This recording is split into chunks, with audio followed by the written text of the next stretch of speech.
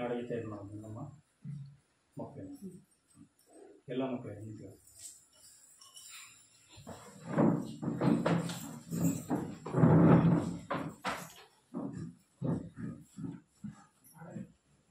ನಾಡಗೀತೆ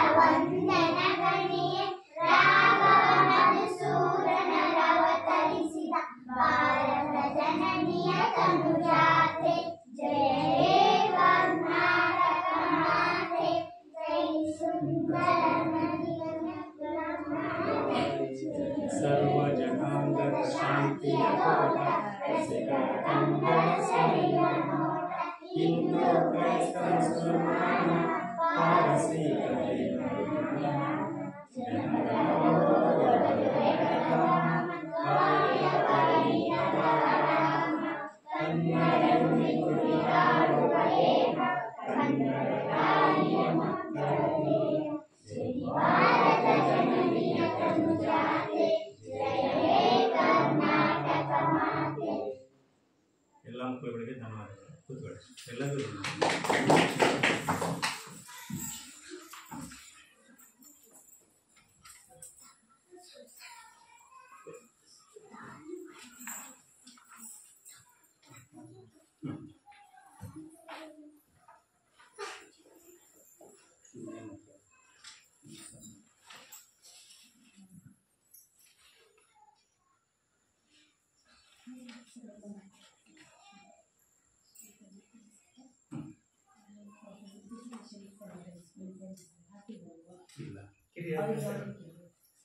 ಹಿರಿಯ ಸಹಾಯಕ ಇಂಜಿನಿಯರ್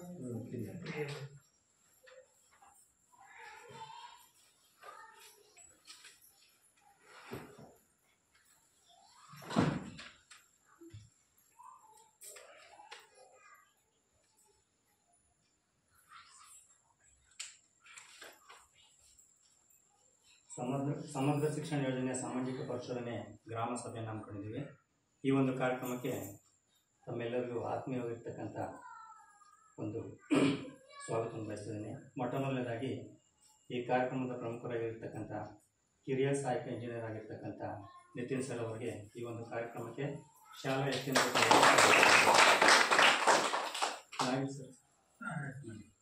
ಈ ಒಂದು ಕಾರ್ಯಕ್ರಮದ ನೋಡಲ್ ಆಗಿರ್ತಕ್ಕಂಥ ನಾಗೇಶ್ ಸರ್ ಅವರಿಗೂ ಸಹ ನಿಮ್ಮೆಲ್ಲರ ಪರವಾಗಿ ಪೂರ್ವಕರ್ತ ಸ್ವಾಗತ ಕೊಡ್ತೇನೆ. ನಮ್ಮ ಈ ಭಾಗದ ಗ್ರಾಮ ಪಂಚಾಯತಿ ಉಪಾಧ್ಯಕ್ಷರಾಗಿರ್ತಕ್ಕಂಥ ಶ್ರೀಯುತ ದೇವರಾಜ್ ಅವರಿಗೂ ಸಹ ನಿಮ್ಮೆಲ್ಲರ ಪರವಾಗಿ ನಮ್ಮ ಇಲಾಖೆಯ ಸಮೂಹ ಸಂಪನ್ಮೂಲ ಕೇಂದ್ರದ ಅಧಿಕಾರಿಗಳಾಗಿರ್ತಕ್ಕಂಥ ಶ್ರೀಯುತ ನಾಗರಾಜ್ ಅವರಿಗೂ ಸಹ ನಿಮ್ಮೆಲ್ಲರ ಪರವಾಗಿ ಆತ್ಮೀಯ ಸ್ವಾಗತ ಕೊಡ್ತೇನೆ. ಈ ಒಂದು ಕಾರ್ಯಕ್ರಮಕ್ಕೆ ನಮ್ಮ STMC ಅಧ್ಯಕ್ಷರಿಗೆ ತಮ್ಮೆಲ್ಲರಿಗೂ ಅತ್ಯಂತ ಆತ್ಮೀಯವಾಗಿರ್ತಕ್ಕಂಥ ಪೋಷಕರುಗಳಿಗೆ ಮಕ್ಕಳಿಗೆ ಸರ್ವರು ಎಲ್ರಿಗೂ ಆತ್ಮೀಯವಾದ ಸ್ವಾಗತವನ್ನು ಕೊಡ್ತಾ ಸ್ವಾಗತ ಕಾರ್ಯಕ್ರಮ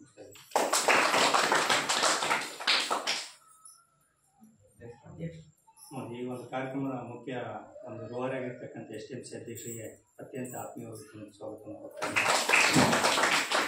ಈ ಒಂದು ಕಾರ್ಯಕ್ರಮಕ್ಕೆ ತಮ್ಮೆಲ್ಲರಿಗೂ ಮತ್ತೊಮ್ಮೆ ಸ್ವಾಗತ ಕೊಡ್ತಾ ಸ್ವಾಗತ ಭಾಷಣ ಮುಗಿಸ್ತಾ ಇದ್ದೀನಿ.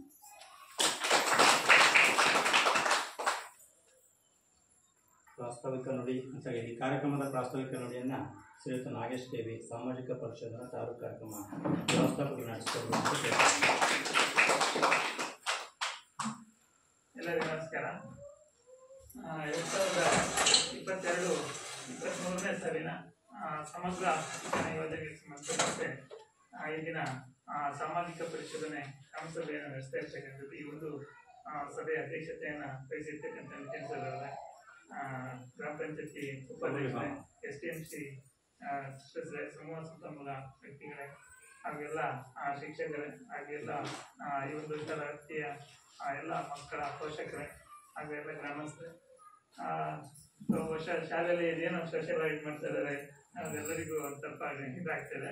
ಸಾಮಾಜಿಕ ಪರಿಶೋಧನೆ ಅಂತಕ್ಕಂಥದ್ದು ತಮ್ಮೆಲ್ಲರಿಗೂ ಗೊತ್ತಿರ್ಬೋದು. ಪಂಚಾಯತಿಗಳಲ್ಲಿ ಈಗಾಗಲೇ ಸುಮಾರು ವರ್ಷಗಳಿಂದ ಇಂದಿಯನ್ನದ ಯೋಜನೆ ಮತ್ತು 15ನೇ ಹಣಕಾಸು ಯೋಜನೆಗೆ ಸಂಬಂಧಪಟ್ಟಂತೆ ನಾವು ಮಾಡ್ತಾ ಇದ್ದೀವಿ. ನೀವು ಪಂಚಾಯತಿಗಳಿಗೆ ಭೇಟಿ ಮಾಡ್ತಿದ್ರೆ ನಿಮಗೆ ಗೊತ್ತಾಗುತ್ತೆ. ಆದರೆ ಇದೊಂದು ಹೊಸದಾಗಿ ಈ ಬಾರಿಯಿಂದ ಏನು ಕಳೆದ ಬಾರಿ ನಾವು PM ಪೋಷಣೆ ಏನು ಬಿಸಿಯೂಟ ಯೋಜನೆ ಇದೆ, ಅದಕ್ಕೆ ಸಂಬಂಧಪಟ್ಟಂತೆ ಸಾಮಾಜಿಕ ಪರಿಶೋಧನೆ ನಡೆಸಬೇಕಂತ ಸರ್ಕಾರದ ಆದೇಶ ಆಗಿತ್ತು. ಹಾಗಾಗಿ ಆಯ್ದ ಶಾಲೆಗಳಲ್ಲಿ ಮಾಡಿದ್ವಿ. ಆದರೆ ಈ ಬಾರಿಯಿಂದ ಈ ಸಮಗ್ರ ಶಿಕ್ಷಣ ಯೋಜನೆಯನ್ನು ಕೂಡ ಎಲ್ಲ ಶಾಲೆಗಳನ್ನು ಕೂಡ ಸಾಮಾಜಿಕ ಪರಿಶೋಧನೆಗೆ ಒಳಪಡಿಸಬೇಕು ಅಂತಕ್ಕಂಥ ಸರ್ಕಾರದ ಆದೇಶ ಆಗಿದೆ. ಹಾಗಾಗಿ ಈ ಬಾರಿ ನಾವು ಒಂದು 20% ಅಷ್ಟು ಸ್ಕೋರನ್ನು ಆಯ್ಕೆ ಮಾಡ್ಕೊಂಡ್ಬಿಟ್ಟು ಸಾಮಾಜಿಕ ಪರಿಶೋಧನೆಯನ್ನು ನಾವೀಗ ನಡೆಸ್ತಾ ಇರ್ತಕ್ಕಂಥದ್ದು. ಈ ಸಾಮಾಜಿಕ ಪರಿಶೋಧನೆ ನಡೆಸತಕ್ಕಂಥ ಪ್ರಮುಖ ಉದ್ದೇಶ ಅಂತಂದ್ರೆ ಏನು ಯಾವುದೇ ಸರ್ಕಾರ ಯಾವುದೇ ಯೋಜನೆಯನ್ನು ಜಾರಿಗೆ ತಂದಿರುತ್ತೆ, ಏನು ಉದ್ದೇಶವನ್ನು ಇಟ್ಕೊಂಡು ಜಾರಿಗೆ ತಂದಿರುತ್ತೆ, ಅದರ ಉದ್ದೇಶ ಈಡೇರ್ತಾ ಇದೆಯಲ್ಲ ಅಂತಕ್ಕಂಥದ್ದನ್ನು ನಾವು ತಳಮಟ್ಟದಲ್ಲಿ ಪರಿಶೀಲನೆ ನಡೆಸಿ ಸರ್ಕಾರಕ್ಕೆ ವರದಿಯನ್ನ ಕೊಡ್ತಕ್ಕಂಥದ್ದು ಸಾಮಾಜಿಕ ಪರಿಶೋಧನೆ ಮಾಡ್ತಕ್ಕಂಥದ್ದು ಪ್ರಮುಖ ಉದ್ದೇಶ. ಈ ಸಮಗ್ರ ಶಿಕ್ಷಣ ಯೋಜನೆಯಲ್ಲಿ ಏನು ಫಲಾನುಭವಿಗಳು ಅಂತಂದ್ರೆ ಮಕ್ಕಳಿರ್ತಾರೆ, ಮಕ್ಕಳಿಗೆ ಏನು ಈ ಯೋಜನೆಯಲ್ಲಿ ಸಿಗ್ತಕ್ಕಂಥ ಸೌಲಭ್ಯಗಳು ಸರಿಯಾಗಿ ಸಿಗ್ತಾ ಇದೆಯಾ ಅಂತಕ್ಕಂಥದ್ದನ್ನು ವಿಚಾರಿಸ್ತಕ್ಕಂಥದ್ದು. ಹಾಗೆ ಪೋಷಕರನ್ನು ಭೇಟಿ ಮಾಡಿ ಪೋಷಕರೊಂದಿಗೆ ಚರ್ಚೆ ಮಾಡ್ತಕ್ಕಂಥದ್ದು ಇದೆ. ಹಾಗೆ ಶಿಕ್ಷಕರೊಂದಿಗೆ ಚರ್ಚೆ ಮಾಡ್ತಕ್ಕಂಥದ್ದು. ಮತ್ತೆ ಈ ಶಾಲಾ ಆವರಣಕ್ಕೆ ಸಂಬಂಧಪಟ್ಟಂತೆ ಏನೆಲ್ಲ ಅಂಶಗಳು ಇದೆ ಅನ್ನೋದನ್ನ ಒಂದು ವಾಸ್ತವ ಅಂಶಗಳನ್ನ ಸರ್ಕಾರಕ್ಕೆ ಕೊಡ್ತಕ್ಕಂಥದ್ದಿದೆ. ಈ ಸಮಗ್ರ ಶಿಕ್ಷಣ ಯೋಜನೆ ಅಂತಕ್ಕಂಥದ್ದು 2018-19 ಇದನ್ನ ಸರ್ಕಾರ ಪ್ರಾರಂಭಿಸಿರ್ತಕ್ಕಂಥದ್ದು. ಏನು ಸರ್ವ ಶಿಕ್ಷಾ ಅಭಿಯಾನ ಅಂತಕ್ಕಂಥದ್ದು ಮೊದಲೇ ಚಾಲನೆಯಲ್ಲಿ ಇತ್ತು. ಹಾಗೆ ಮತ್ತೆ ಶಿಕ್ಷಕರ ಶಿಕ್ಷಣ ಮತ್ತು ಮಾಧ್ಯಮಿಕ ಶಿಕ್ಷಣ ಈ 3 ಯೋಜನೆಗಳನ್ನ ಒಟ್ಟುಗೂಡಿಸ್ಬಿಟ್ಟು ಈ ಸಮಗ್ರ ಶಿಕ್ಷಣ ಯೋಜನೆ ಅಂತಕ್ಕಂಥದ್ದನ್ನು ಜಾರಿಗೆ ತಂದಿರ್ತಕ್ಕಂಥ. ಇದರ ಉದ್ದೇಶ ಅಂತಂದ್ರೆ ಈ ಶಾಲಾ ವ್ಯಾಪ್ತಿಯಲ್ಲಿ ಯಾರು ಕೂಡ ಶಾಲಾ ಮಕ್ಕಳು ಯಾವುದೇ ಕಲಿಕೆಯಿಂದ ವಂಚಿತರಾಗಿ ಶಾಲೆಯಿಂದ ಹೊರಗುಳಿಬಾರ್ದು ಅಂತಕ್ಕಂಥದ್ದು, ಎಲ್ಲರನ್ನೂ ಕೂಡ ಶಾಲೆಗೆ ಕರೆತರಬೇಕು ಅಂತಕ್ಕಂಥದ್ದು ಮೊದಲನೇದಾಗಿರ್ತಕ್ಕಂಥ ಉದ್ದೇಶ. ಹಾಗೆ ಇಲ್ಲಿ ಮತ್ತೆ ಹೆಣ್ಣು ಮಕ್ಕಳಿಗೆ ಮತ್ತೆ ಗಂಡು ಮಕ್ಕಳಿಗೆ ಯಾವುದೇ ತಾರತಮ್ಯ ಇಲ್ಲದೆ ಶಿಕ್ಷಣವನ್ನು ಒದಗಿಸಬೇಕು ಅಂತಕ್ಕಂಥದ್ದು. ಮತ್ತೆ ಯಾವುದೇ ಜಾತಿಯಲ್ಲಿ ಮತ್ತು ಭೇದ ಭಾವಗಳು ಇರಬಾರ್ದು ಅಂತಕ್ಕಂಥದ್ದು, ಎಲ್ಲರೂ ಒಟ್ಟಾರೆಯಾಗಿ ಸಮಾನತೆ ಶಿಕ್ಷಣವನ್ನು ನೀಡಬೇಕು ಅಂತಕ್ಕಂಥದ್ದು. ಮತ್ತೆ ಪ್ರೀ ನರ್ಸರಿಯಿಂದ 12ನೇ ತರಗತಿವರೆಗೆ ಉಚಿತ ಹಾಗೂ ಕಡ್ಡಾಯ ಶಿಕ್ಷಣವನ್ನು ಒದಗಿಸಬೇಕು ಅಂತಕ್ಕಂಥ ನಿಟ್ಟಿನಲ್ಲಿ ಈ ಒಂದು ಸಮಗ್ರ ಶಿಕ್ಷಣ ಯೋಜನೆಯನ್ನು ಜಾರಿಗೆ ತಂದಿರ್ತಕ್ಕಂಥದ್ದು. ಹಾಗೆ ಇದರಲ್ಲಿ ಒಂದು ಹಲವಾರು ಅಂಶಗಳನ್ನ ಈ ಒಂದು ಯೋಜನೆ ಒಳಗಡೆ ಸೇರಿದ್ದಾರೆ. ಬರೀ ಕಲಿಕೆಗೆ ಇದು ಏನು ಪಠ್ಯಕ್ರಮಕ್ಕೆ ಮಾತ್ರ ಸೀಮಿತ ಆಗಿರ್ಬೋದು, ಇತರೆ ಕಲಿಕೆಯಲ್ಲೂ ಮಕ್ಕಳು ಭಾಗವಹಿಸಬೇಕು ಅಂತಕ್ಕಂಥ ದೃಷ್ಟಿಯಲ್ಲಿ ಇಲ್ಲಿ ಏನೆಲ್ಲ ವ್ಯವಸ್ಥೆಗಳು ಇರ್ಬೋದು, ಈ ಗ್ರಂಥಾಲಯದ ವ್ಯವಸ್ಥೆ ಇರ್ಬೋದು, ಕ್ರೀಡಾ ಸಾಮಗ್ರಿಗಳ ವ್ಯವಸ್ಥೆ ಇರ್ಬೋದು, ಮತ್ತೆ ಕೊಠಡಿಗಳ ವ್ಯವಸ್ಥೆ ಹೇಗಿದೆ ಅಂತಕ್ಕಂಥದ್ದು, ಮತ್ತೆ ಶೌಚಾಲಯ ವ್ಯವಸ್ಥೆ ಸರಿಯಾಗಿದೆಯಾ, ಮತ್ತೆ ಇಲ್ಲಿನ ಶಾಲಾ ಮಕ್ಕಳಿಗೆ ಸರಿಯಾದ ಕಾಂಪೌಂಡ್ ವ್ಯವಸ್ಥೆ ಇದೆಯಾ, ಈ ತರದ ಎಲ್ಲ ಒಂದು 138 ಕ್ವಶನ್ಸ್ ಅನ್ನು ಕೇಳಿದ್ದಾರೆ. ಅದೇ ಶಿಕ್ಷಣ ಇಲಾಖೆಯಿಂದ ಒಂದು 138 ಇಲ್ಲಿ ಪರಿಶೀಲನೆಗೆ ಒಳಪಡಿಸಬೇಕು ಅಂತಕ್ಕಂಥದ್ದನ್ನ ಹೇಳಿದ್ದಾರೆ. ಅದರಂತೆ ನಾವು ಈ ಶಾಲಾ ಆವರಣದಲ್ಲಿ ಏನೆಲ್ಲ ಇದೆ, ಏನೆಲ್ಲ ಕೊರತೆ ಇದೆ ಅಂತಕ್ಕಂಥದ್ದು ನಾವು ಒಂದು ರೆಕಾರ್ಡ್ ಮಾಡ್ಕೊಂಡಿದ್ದೀವಿ. ಈಗಾಗಲೇ 14 ದಿನದ ಪರಿಶೀಲನೆಯನ್ನು ನಡೆಸಿ ಅದೊಂದು ವರದಿಯನ್ನ ಮಾಡಿದ್ದೀವಿ. ಆ ವರದಿಯನ್ನ ಈ ಸಭೆಯ ಮುಂದೆ ಇಡ್ತೀವಿ. ಹಾಗೆ ತಾವುಗಳು ಕೂಡ ಇಲ್ಲಿ ಏನೆಲ್ಲ ಅಂಶಗಳು ಬದಲಾವಣೆ ಬೇಕಾಗಿದೆ, ಹಾಗೆ ಇಲ್ಲಿ ಇರ್ತಕ್ಕಂಥ ಉತ್ತಮ ಅಂಶಗಳಿರ್ಬೋದು, ಏನಾದರೂ ಲೋಪದೋಷಗಳು ತಾವುಗಳು ಕೂಡ ಇಲ್ಲಿ ಚರ್ಚೆ ಮಾಡ್ಲಿಕ್ಕೆ ಅವಕಾಶ ಇದೆ. ಒಟ್ಟಾರೆ ಎಲ್ಲವನ್ನೂ ಸೇರಿಸ್ಬಿಟ್ಟು ನಾವು ಸರ್ಕಾರಕ್ಕೆ ಒಂದು ವರದಿಯನ್ನ ಕೊಡ್ಬೇಕಾಗಿದೆ. ಈ ಶಾಲೆಯಲ್ಲಿ ವಾಸ್ತವವಾಗಿ ಈ ಪರಿಸ್ಥಿತಿ ಇದೆ ಅಂತಕ್ಕಂಥದ್ದನ್ನು ನಾವು ವರದಿಯನ್ನ ಕೊಡ್ಬೇಕಾಗುತ್ತೆ. ಹಾಗೆ ಈ ಸಮಗ್ರ ಶಿಕ್ಷಣ ಯೋಜನೆಯಲ್ಲಿ 2030 ಒಳಗಡೆ ಕೆಲವೊಂದು ಶಾಲಾ ಹಂತದಲ್ಲಿ ಏನೆಲ್ಲ ಕೊರತೆಗಳಿದೆ ಅದನ್ನ ಬದಲಾವಣೆ ಮಾಡಬೇಕು ಅಂತಕ್ಕಂಥದ್ದನ್ನ ಇಟ್ಕೊಂಡಿದೆ ಈ ಒಂದು ಸಮಗ್ರ ಶಿಕ್ಷಣ ಯೋಜನೆ ಇರತಕ್ಕಂಥದ್ದು ಗುರಿ. ಹಾಗಾಗಿ ಅದರೊಳಗೆ ಕೆಲವೊಂದು ಬದಲಾವಣೆಗಳಾಗ್ಬೋದು, ಏನೇನು ಅಂಶಗಳು ಬೇಕಾಗಿದೆ ಅಂತಕ್ಕಂಥದ್ದು ಕೂಡ ಚರ್ಚೆ ಮಾಡಬೇಕು ಅಂತ ಹೇಳ್ತಾ ಹಾಗೆ ಪ್ರಾಸ್ತಾವಿಕವಾಗಿ ಮಾತಾಡಲಿಕ್ಕೆ ಅವಕಾಶ ಕೊಡಿ. ನಮ್ಮೆಲ್ಲರಿಗೂ ಧನ್ಯವಾದಗಳು ಸರ್.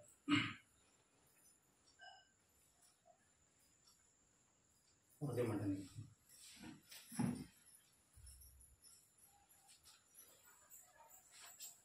ಎಲ್ಲರಿಗೂ ನಮಸ್ಕಾರ.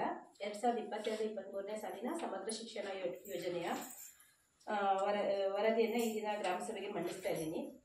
2023-24ನೇ ಸಾಲಿನ ಜಾತಿವಾರು ವಿದ್ಯಾರ್ಥಿಗಳ ಸಂಖ್ಯೆ ಹೀಗಿದೆ. ಇತರೆ 10, ಒಟ್ಟು 10 ಮಕ್ಕಳು. ಹಾಗೆ ಸಾಮಾಜಿಕ ಪರಿಶೋಧನೆ ಅವಧಿಯಲ್ಲಿ ಹಾಜರಾತಿ ಹೀಗಿದೆ. ದಾಖಲಾತಿ 9, ಹುಡುಗಿಯರು 8, ವಿಶೇಷ ಚೇತನ ಮಕ್ಕಳು ಯಾರೂ ಇಲ್ಲ, ಹುಡುಗರು ಆಬ್ಸೆಂಟು, ಟೋಟಲು 8. ಶಾಲೆಗೆ ಸಮಗ್ರ ಶಿಕ್ಷಣ ಯೋಜನೆಯಡಿಯಲ್ಲಿ ಬಿಡುಗಡೆಯಾದ ಅನುದಾನದ ಜಮಾ ಮತ್ತು ಖರ್ಚಿನ ವಿವರ. ಪ್ರಾರಂಭಿಕ ಶುಲ್ಕ 1077.50, ಶಾಲಾ ಅನುದಾನ 2,500 ರು, ಶೂ ಸಾಕ್ಸ್ ಅನುದಾನ 1,325, ಕುಡಿಯುವ ನೀರು ಶೌಚಾಲಯ ಅನುದಾನ 6,350, ಬ್ಯಾಂಕ್ ಬಡ್ಡಿ 61, ಒಟ್ಟು 11,313 ರೂಪಾಯಿ 50 ಪೈಸೆ. ಶಾಲಾ ಅನುದಾನದ ವೆಚ್ಚ 2,500, ಶೂ ಸಾಕ್ಸ್ ಖರೀದಿ 1,325, ಎಸ್ಡಿಎಂಸಿ ತರಬೇತಿ ವೆಚ್ಚ 720, ಬ್ಯಾಂಕ್ ಚಾರ್ಜು 118, ಕುಡಿಯುವ ನೀರು ಶೌಚಾಲಯ ಸ್ವಚ್ಛತೆಗೆ 6,350, ಒಟ್ಟು 11,013. ಅನುದಾನದ ಜಮಾ ಮೊತ್ತ 11,313, ಖರ್ಚು ಮೊತ್ತ 11,013, ಉಳಿಕೆ ಮೊತ್ತ 300.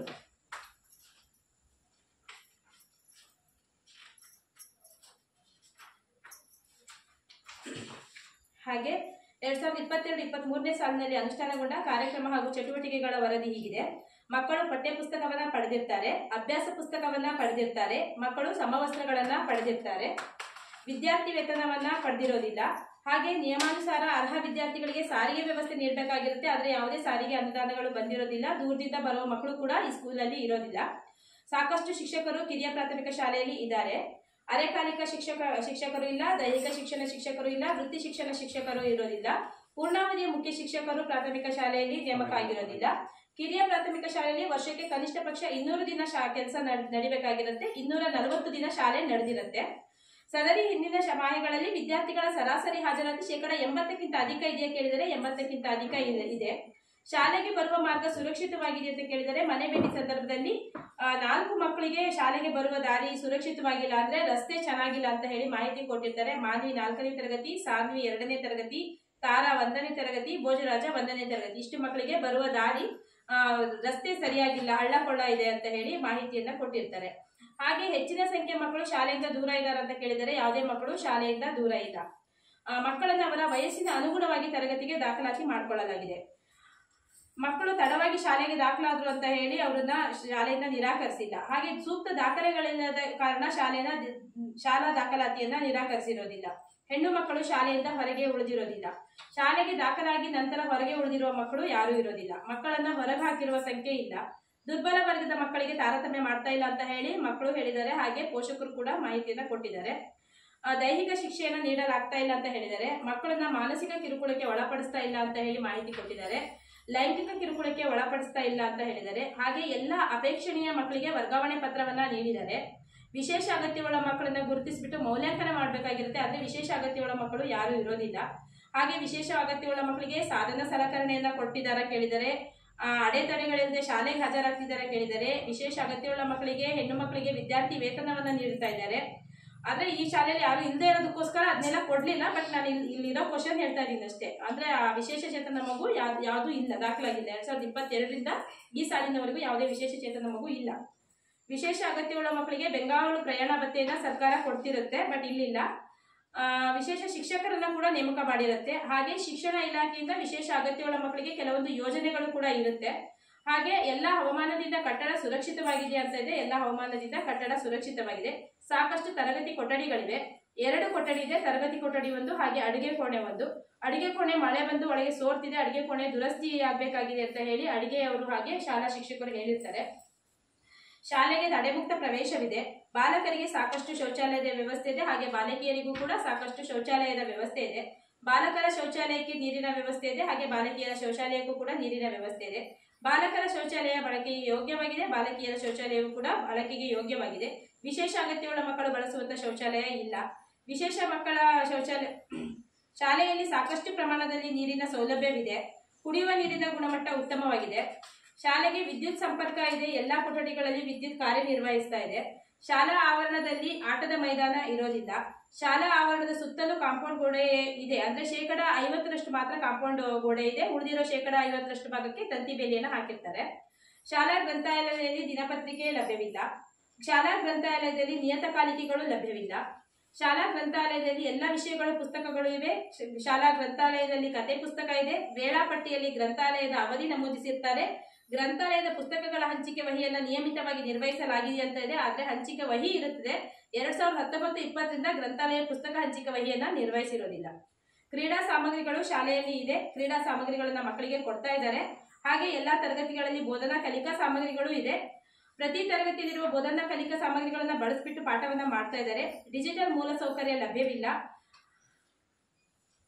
ಏಕ್ ಭಾರತ್ ಶ್ರೇಷ್ಠ ಭಾರತ್ ಕ್ಲಬ್ ರಚನೆ ಆಗಿಲ್ಲ, ನಾವೀನ್ಯ ಬೋಧನಾ ವಿಧಾನ ಚಟುವಟಿಕೆಗಳನ್ನ ಬಳಸಲಾಗ್ತಾ ಇಲ್ಲ, ಫಿಟ್ ಇಂಡಿಯಾ ಸ್ಕೂಲ್ ಪ್ರಮಾಣ ಪತ್ರಕ್ಕೆ ನೋಂದಾಯಿಸಿಕೊಂಡಿಲ್ಲ, ಬ್ಯಾಗ್ ರಹಿತ ದಿನವನ್ನ ಪ್ರತಿ ತಿಂಗಳ 3ನೇ ಶನಿವಾರದಂದು ಮಾಡ್ತಾ ಇದ್ದಾರೆ, ಯುವ ಮತ್ತು ಪರಿಸರ ಕ್ಲಬ್ಗಳು ಇದೆ, ಸಾಮಗ್ರಿಗಳಿರುವ ಪ್ರಯೋಗಾಲಯ ಲಭ್ಯವಿಲ್ಲ, ವಿಜ್ಞಾನ ಮತ್ತು ಗಣಿತ ಕಿಟ್ಗಳು ಲಭ್ಯವಿದೆ ಅಂತ ಕೇಳಿದರೆ ವಿಜ್ಞಾನ ಕಿಟ್ ಲಭ್ಯವಿರೋದಿಲ್ಲ, ಗಣಿತ ಕಿಟ್ ಮಾತ್ರ ಲಭ್ಯವಿದೆ. ಆ ಗಣಿತ ಕಿಟ್ ಅನ್ನ ತರಗತಿಯಲ್ಲಿ ಬಳಸಿಬಿಟ್ಟು ಪಾಠ ಮಾಡ್ತಾ ಇದ್ದಾರೆ ಅಂತ ಹೇಳಿದ್ದಾರೆ. ಹೆಣ್ಣು ಮಕ್ಕಳಿಗೆ ಸ್ವಯಂ ರಕ್ಷಣಾ ತರಬೇತಿ ನೀಡಲಾಗ್ತಿದೆಯಾ ಕೇಳಿದರೆ ಸ್ವಯಂ ರಕ್ಷಣಾ ತರಬೇತಿ ನೀಡಲಾಗ್ತಿಲ್ಲ, ಅದು HPSC ಬರುತ್ತೆ. ಹಾಗೆ ಶಾಲೆಯಲ್ಲಿ ಘನತ್ಯಾಜ್ಯವನ್ನು ಸುರಕ್ಷಿತವಾಗಿ ವಿಲೇವಾರಿ ಮಾಡಲಾಗ್ತಿದೆಯಾ, ಮಾಡ್ತಾ ಇದ್ರೆ ಯಾವ ವಿಧಾನದಲ್ಲಿ ಮಾಡ್ತಾ ಇದ್ದಾರೆ ಅಂತ ಹೇಳಿದ್ರೆ ಹಸಿ ಕಸ ಮತ್ತೆ ಒಣ ಕಸವನ್ನ ಬೇರ್ಪಡಿಸ್ಬಿಟ್ಟು ಹಸಿ ಕಸವನ್ನ ಗಿಡಗಳಿಗೆ ಹಾಕ್ತಾ ಇದ್ದಾರೆ, ಒಣ ಕಸವನ್ನ ಗ್ರಾಮ ಪಂಚಾಯತಿ ಕಸ ವಿಲೇವಾರಿ ವಾಹನಕ್ಕೆ ವಿಲೇವಾರಿ ಮಾಡ್ತಾ ಇರ್ತಾರೆ. ಕೆಲವು ಮೂಲ ಸೌಕರ್ಯಗಳು ಇತರ ಇಲಾಖೆಗಳಿಂದ ಯೋಜನೆಗಳಿಂದ ಮಂಜೂರಾಗಿದೆಯಾ ಅಂತ ಹೇಳಿ ಕೇಳಿದರೆ 2018-19 ಇಸ್ವಿಯಲ್ಲಿ ಗ್ರಾಮ ಪಂಚಾಯತಿಯಿಂದ ಶೇಕಡ 50% ಕಾಂಪೌಂಡ್ ಕಾಮಗಾರಿ ನಡೆದಿರುತ್ತದೆ. ಶಿಕ್ಷಕರು ನಿಯಮಿತವಾಗಿ ಶಾಲೆಗೆ ಹಾಜರಾಗ್ತಿರ್ತಾರೆ ಅಂತ ಹೇಳಿ ಪೋಷಕರು ಹಾಗೆ ಮಕ್ಕಳು ಮಾಹಿತಿ ನೀಡಿರ್ತಾರೆ. ಶಿಕ್ಷಕ ಹಾಗೂ ಶಿಕ್ಷಕರು ಪ್ರತಿದಿನ ಶಾಲೆಗೆ ತಡವಾಗಿ ಬರ್ತಾ ಇದ್ದಾರೆ ಅಂತ ಕೇಳಿದರೆ ತಡವಾಗಿ ಬರ್ತಾ ಇಲ್ಲ ಅಂತ ಹೇಳಿರ್ತಾರೆ. ಶಿಕ್ಷಕರು ಪ್ರತಿದಿನ ಶಾಲೆಯಿಂದ ಮುಂಚಿತವಾಗಿ ತೆರಳುತ್ತಾರ ಅಂತ ಇದೆ, ಇಲ್ಲ ಸರಿಯಾದ ಸಮಯಕ್ಕೆ ಹೋಗ್ತಾ ಇದ್ದಾರೆ ಅಂತ ಹೇಳಿದ್ದಾರೆ. ಶಿಕ್ಷಕರು ನಿಯತಕಾಲಿಕವಾಗಿ ಪೋಷಕರನ್ನ ಭೇಟಿ ಮಾಡಿಬಿಟ್ಟು ಮಕ್ಕಳ ಹಾಜರಾತಿ ಮತ್ತು ಸಾಮರ್ಥ್ಯ ಕಲಿಕಾ ಪ್ರಗತಿಗಳ ಬಗ್ಗೆ ವಿವರಿಸ್ತಾ ಇದ್ದಾರೆ. ಹಾಗೆ ಶಿಕ್ಷಕರು ಖಾಸಗಿ ಬೋಧನೆಯಲ್ಲಿ ತೊಡಗಿಸಿಕೊಂಡಿಲ್ಲ, ತರಗತಿಯಲ್ಲಿ ಉತ್ತಮ ಬೋಧನೆಯಲ್ಲಿ ತೊಡಗಿಸಿಕೊಂಡಿದ್ದಾರೆ ಅಂತ ಮಕ್ಕಳು ಹೇಳಿದ್ದಾರೆ. ಸದರಿ ಶಾಲೆಯಿಂದ ವೇತನವನ್ನು ಪಡೆದು ಆ ಶಾಲೆಯಲ್ಲಿ ಕಾರ್ಯನಿರ್ವಹಿಸ್ತಾ ಇರೋರು ಅಥವಾ ಆ ಶಾಲೆಯಲ್ಲಿ ಕಾರ್ಯನಿರ್ವಹಿಸ್ತಾ ಇದ್ದು ಬೇರೆ ಶಾಲೆಯಲ್ಲಿ ವೇತನವನ್ನು ತಗೊಳ್ತಾ ಇರೋ ಶಿಕ್ಷಕರು ಯಾರೂ ಇರೋದಿಲ್ಲ. ಶಿಕ್ಷಕರು ಬೋಧನಾ ಕಾರ್ಯವನ್ನು ಹೊರತುಪಡಿಸಿ ಇತರೆ ಯಾವುದೇ ವಿಪತ್ತು ಪರಿಹಾರ, ಚುನಾವಣೆ, ಗಣತಿ ಕಾರ್ಯಗಳಲ್ಲಿ ತೊಡಗಿಸಿಕೊಂಡಿರೋದಿಲ್ಲ. ಶಾಲೆಯಲ್ಲಿ ಸಾಕಷ್ಟು ಶಿಕ್ಷಕರು ಇದ್ದಾರೆ. ಇತ್ತೀಚೆಗೆ ಶಿಕ್ಷಕರು ತರಬೇತಿಗಳನ್ನ ಪಡೆದಿರ್ತಾರೆ. ಮಕ್ಕಳ ಮ್ಯಾಪಿಂಗ್ ಮತ್ತು ಜಾಡು ಹಿಡಿಯುವ ಕಾರ್ಯಕ್ರಮ ಮಾಡಲಾಗಿದೆ ಅಂತಿದೆ. ಶಾಲೆ ಬಿಟ್ಟು ಇರೋ ಮಕ್ಕಳು ಯಾರು ಇಲ್ಲದೆ ಇರೋದಕ್ಕೋಸ್ಕರ ಈ ಕಾರ್ಯವನ್ನು ಮಾಡಿಲ್ಲ. ಶಾಲೆಯನ್ನ ಯಾವುದೇ ಬೇರೆ ಉದ್ದೇಶಗಳಿಗೆ ಬಳಸಿಕೊಂಡಿಲ್ಲ. ಪ್ರವೇಶ ಅರ್ಜಿಗೆ ಶುಲ್ಕ ಪಾವತಿಸಿಕೊಂಡಿಲ್ಲ, ಹಾಗೆ ಕ್ಯಾಪಿಟೇಷನ್ ಶುಲ್ಕವನ್ನ ಪಾವತಿಸಿಕೊಂಡಿಲ್ಲ, ಪ್ರವೇಶ ಶುಲ್ಕವನ್ನ ಪಾವತಿಸಿಕೊಂಡಿಲ್ಲ, ಬೋಧನಾ ಶುಲ್ಕವನ್ನ ಪಾವತಿಸಿಕೊಂಡಿಲ್ಲ, ಇತರೆ ಶುಲ್ಕ ಮತ್ತು ವೆಚ್ಚಗಳನ್ನು ಪಾವತಿಸಿಕೊಂಡಿಲ್ಲ. ಶಾಲಾ ಅಭಿವೃದ್ಧಿ ಮತ್ತು ಮೇಲುಸ್ತುವಾರಿ ಸಮಿತಿ ರಚನೆಯಾಗಿದೆ. SDMC ಸದಸ್ಯರಲ್ಲಿ ಶೇಕಡ 3/4 ಶಾಲೆಯಲ್ಲಿ ವ್ಯಾಸಂಗ ಮಾಡ್ತಾ ಇರೋ ಮಕ್ಕಳ ಪೋಷಕರೇ ಆಗಿರ್ತಾರೆ. ಹಾಗೆ SDMC ಸದಸ್ಯರಲ್ಲಿ ಅರ್ಧದಷ್ಟು ಮಹಿಳೆಯರಿದ್ದಾರೆ. ಪ್ರತಿ ತಿಂಗಳು SDMC ಸಭೆಗಳು ನಡೀತಾ ಇದೆ. SDMCಯು ಶಾಲಾಭಿವೃದ್ಧಿ ಯೋಜನೆಯನ್ನ ಸಿದ್ಧಪಡಿಸಿರುತ್ತೆ. SDMCಯು ಶಾಲೆಯ ಮೇಲುಸ್ತುವಾರಿಯನ್ನ ಮಾಡ್ತಾ ಇರುತ್ತೆ. SDMC ಸದಸ್ಯರಿಗೆ ಅವರು SDMC ಸದಸ್ಯರೆಂಬ ಅರಿವು ಇದೆ. ಕ್ಷೇತ್ರ ಶಿಕ್ಷಣಾಧಿಕಾರಿಗಳು ಅಥವಾ ಕ್ಷೇತ್ರ ಸಮನ್ವಯಾಧಿಕಾರಿಗಳು ಕಳೆದ 12 ತಿಂಗಳಲ್ಲಿ ಹಲವಾರು ಬಾರಿ ಶಾಲೆಗೆ ಭೇಟಿ ನೀಡಿರ್ತಾರಾ? ಹೌದಾದ್ರೆ ಎಷ್ಟು ಸರಿ ಭೇಟಿ ನೀಡಿರ್ತಾರೆ ಅಂತಂದ್ರೆ 1 ಬಾರಿ BO ಭೇಟಿ ನೀಡಿರ್ತಾರೆ. ಕ್ಲಸ್ಟರ್ ಸಂಪನ್ಮೂಲ ವ್ಯಕ್ತಿಯು ಕಳೆದ 12 ತಿಂಗಳಲ್ಲಿ ಶಾಲೆಗೆ ಭೇಟಿ ನೀಡಿರುವುದಾದರೆ ಎಷ್ಟು ಸಾರಿ ಭೇಟಿ ನೀಡಿದ್ದಾರೆ ಅಂತ ಹೇಳಿ ಕೇಳಿದರೆ 15 ಬಾರಿ ಭೇಟಿ ನೀಡಿರ್ತಾರೆ. ಶಾಲೆಯ ಸಂಯುಕ್ತ ಅನುದಾನಗಳು ಬಂದಿರೋದಿಲ್ಲ. ಕ್ರೀಡಾ ಸಾಮಗ್ರಿಗಳಿಗಾಗಿ ಅನುದಾನ ಬಂದಿರೋದಿಲ್ಲ. ಹಾಗೆ ಗ್ರಂಥಾಲಯಕ್ಕೆ ಅನುದಾನ ಬಂದಿರೋದಿಲ್ಲ. ವಿಶೇಷ ಅಗತ್ಯವುಳ್ಳ ಮಕ್ಕಳಿಗೆ ಅನುದಾನ ಬಂದಿರೋದಿಲ್ಲ. ಹಾಗೆ ಹೆಣ್ಣು ಮಕ್ಕಳಿಗೆ ಸ್ವಯಂ ರಕ್ಷಣಾ ತರಬೇತಿಗೆ ಅನುದಾನ ಬಂದಿರೋದಿಲ್ಲ. ಸಾರಿಗೆ ಭತ್ಯೆ ಬಂದಿರೋದಿಲ್ಲ. ಹಾಗೆ ಕನಿಷ್ಠ 10ರಷ್ಟು ಸಂಯುಕ್ತ ಅನುದಾನವನ್ನು ಸ್ವಚ್ಛತಾ ಕ್ರಿಯಾ ಯೋಜನೆಗೆ ಬರೆಸಬೇಕು ಅಂತಿದೆ. ಸಂಯುಕ್ತ ಅನುದಾನ ಬಂದಿರೋದಿಲ್ಲ. ಆಟದ ಸಾಮಗ್ರಿ ಖರೀದಿಗೆ ಅನುದಾನ ಬಂದಿಲ್ಲ.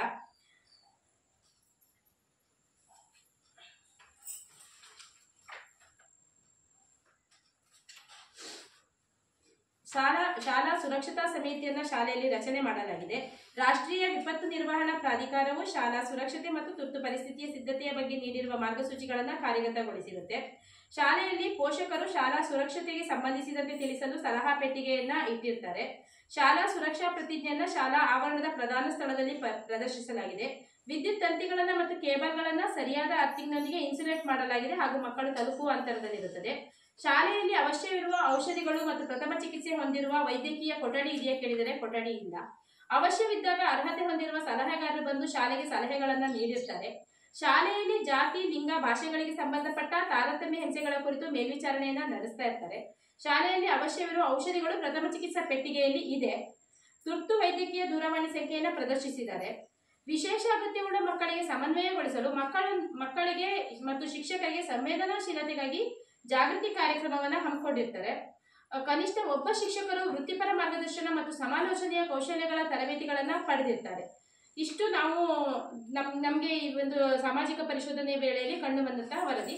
ಇದರಲ್ಲಿ ಏನಾದರೂ ಲೋಪದೋಷಗಳು, ಏನಾದರೂ ತಪ್ಪು ಇದ್ರೆ ಅದನ್ನ ನೀವು ಚರ್ಚೆ ಮಾಡಿ.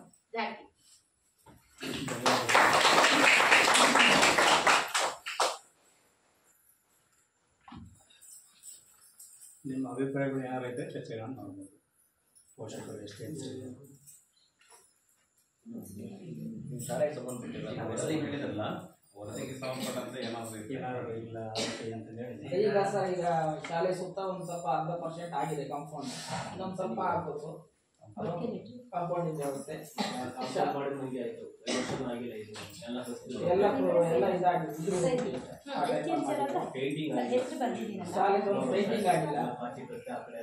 ಆಮೇಲೆ ಎದುರುಗಡೆ ನಲ್ಲಿ ಇದೆ, ಆ ಮಕ್ಕಳಿಗೆ ಪೂರ್ತಿ ಕೈ ತೊಳೆಯಕ್ಕೆ ಅಲ್ಲಿ ನಲ್ಲಿಗಳು ಸರಿ ಇಲ್ಲ. ಸರಿನಾ ಸರ್? ಇಲ್ಲಿ ಶಾಲೆಗೆ ಸಂಬಂಧಪಟ್ಟ ಸರಿ ಇಲ್ಲ, ಹೊರಗಿಂದ ಸರಿ ಇಲ್ಲ. ಆಮೇಲೆ ಏನು ಶಾಲೆಗೆ ಪೋಷಕರು ನಿಮ್ಮ ಮಕ್ಕಳು ಬರ್ತಾರೆ, ಏನಾದ್ರು ಸಮಸ್ಯೆ ಇದ್ರೆ ಹೇಳಿದ್ರೆ ಹೇಳ್ರಿ.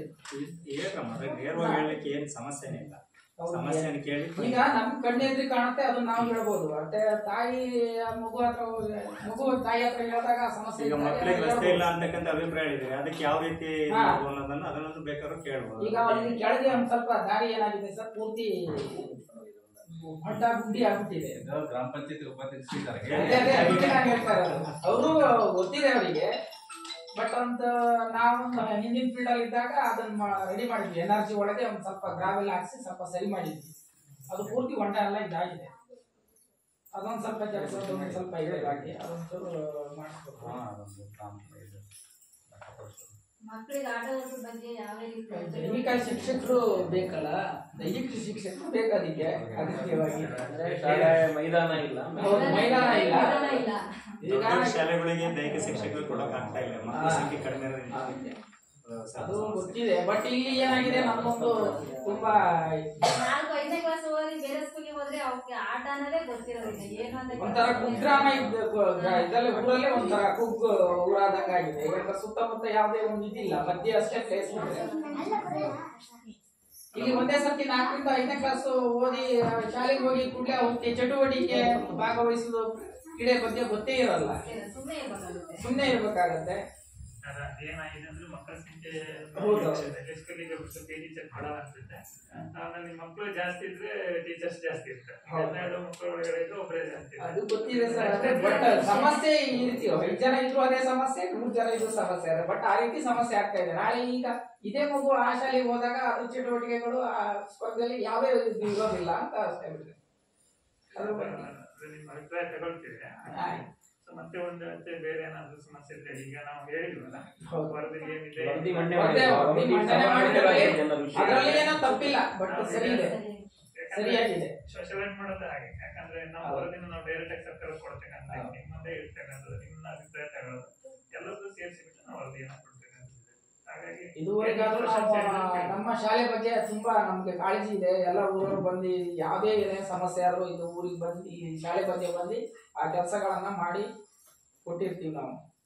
ಅವ್ರ ಮಾಜಿ ಅಧ್ಯಕ್ಷರು ಕೂಡ ಸರ್, ಅವರು ಬಹಳ ಅಪಾರ ಕಾಳಜಿ ನಮ್ಮ ಗ್ರಾಮದ ಮೇಲೆ. ಅಷ್ಟೇ ಉಪಾಧ್ಯಕ್ಷರು ಫೋನ್ ಮಾಡಿ ಬಂದೇ ಬರ್ತಾರೆ. ಯಾವುದೇ ಒಂದು ಇದಾದ್ರೂ ನಾವು ಬಂದು ಶಾಲೆಗೆ ಬಂದು ಇದು ಮಾಡ್ತೀವಿ. ನಮ್ದೇ ಒಂದು ಶಾಲೆ, ನಮ್ದೇ ಒಂದು ಮನೆ ಅಂತ ತಿಳ್ಕೊಂಡು ನಾವು ಸರ್ ಅಷ್ಟೇ ಸರ್. ಹಿಂಗೆ ಸರ್ ಇಮಿಡಿಯೇಟ್ ಇರ್ತಾರೆ ಅವರು, ಎಲ್ಲಿದ್ರು ನೋಡ್ರಿ. ಈಗ ಫೋನ್ ನಿನ್ನೆ ಮಾಡಿದ ತಕ್ಷಣ ಬರ್ಬೋದು. ಈ ಪ್ರತಿಭಾ ಕಾರಂಜಿಯಲ್ಲಿ ಬಿಸಿ ಇದ್ದಾರೆ ಅವ್ರಿಗೆ, ಬರ್ತಾರೆ ಸರ್. ಈ ಎಮರ್ಜೆನ್ಸಿ ಅವಶ್ಯಕತೆ ಅಂದ್ರೆ ಈಗ ಕೊಠಡಿಗೆ ಸ್ವಲ್ಪ ಪೇಂಟ್ ಕಾಂಪೌಂಡ್ ಏನಾಗಿದೆ ಅಂದ್ರೆ ಲಾಸ್ಟ್ ಒಂದು 5 years ಬ್ಯಾಕ್ ಮಾಡಿದ್ದಾರೆ. ಅರ್ಧ ಆಗಿದೆ, ಅರ್ಧ ಉದ್ರೋಗಿದೆ. ಏನಿಲ್ಲ, ಸುಣ್ಣ ಬಣ್ಣಗಳು ಏನಾಗಿಲ್ಲ, ಅಷ್ಟೇ ಹೆಂಗ್ ಮಾಡಿದ್ರು ಹಂಗೆ ಮಾಡಿಬಿಟ್ಟು ಸಮಸ್ಯೆ ಇದೆ. ನೀವು ಮೇಲ್ ವರದಿ ಕೊಡ್ಬೇಕಾದ್ರೆ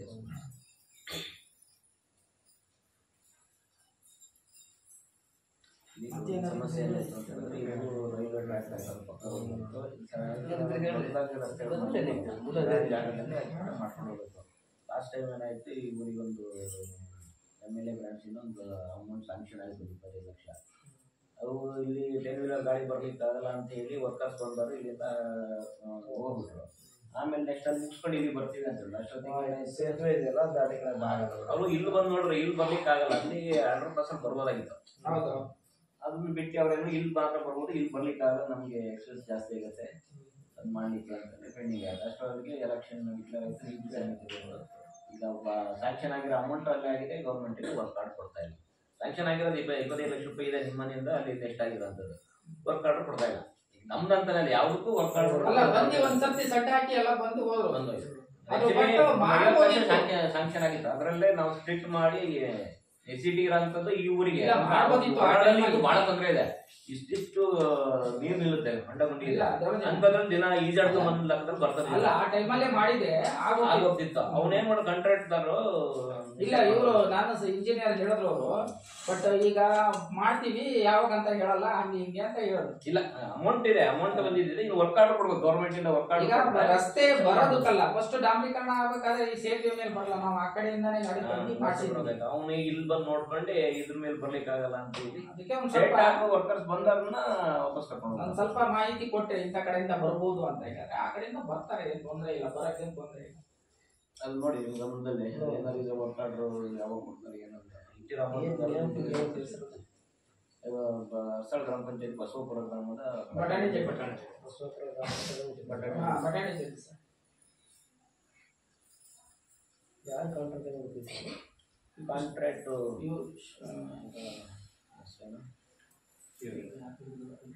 ಇವರು ಯಾರು ಅವ್ರ ಹೆಸರು ರವಿಕುಮಾರ್ ಅಲ್ಲ, ಕೃಷ್ಣಮೂರ್ತಿ ಸರ್. ಕೃಷ್ಣಮೂರ್ತಿ ಗತ್ತಿಕೆರೆ ಕೃಷ್ಣಮೂರ್ತಿ. ಅಂದ್ರೆ ಇಲ್ಲಿ ಪರ್ಯಾಯ ವ್ಯವಸ್ಥೆ ಇದೆ. ಇಲ್ಲಿ ಈ ಭಾಗಕ್ಕೂ ಇಲ್ಲಿ ಬರ್ಲಿಕ್ಕೆ ಜಾಗ ಇದೆ. ಮತ್ತೆ ಒಬ್ರು ಟೀಚರ್ ವ್ಯವಸ್ಥೆ ಮಾಡಿ ಮಕ್ಕಳಿಗೆ ತುಂಬಾ ಓದೋದ್ರ ಬಗ್ಗೆನೂ ಸ್ವಲ್ಪ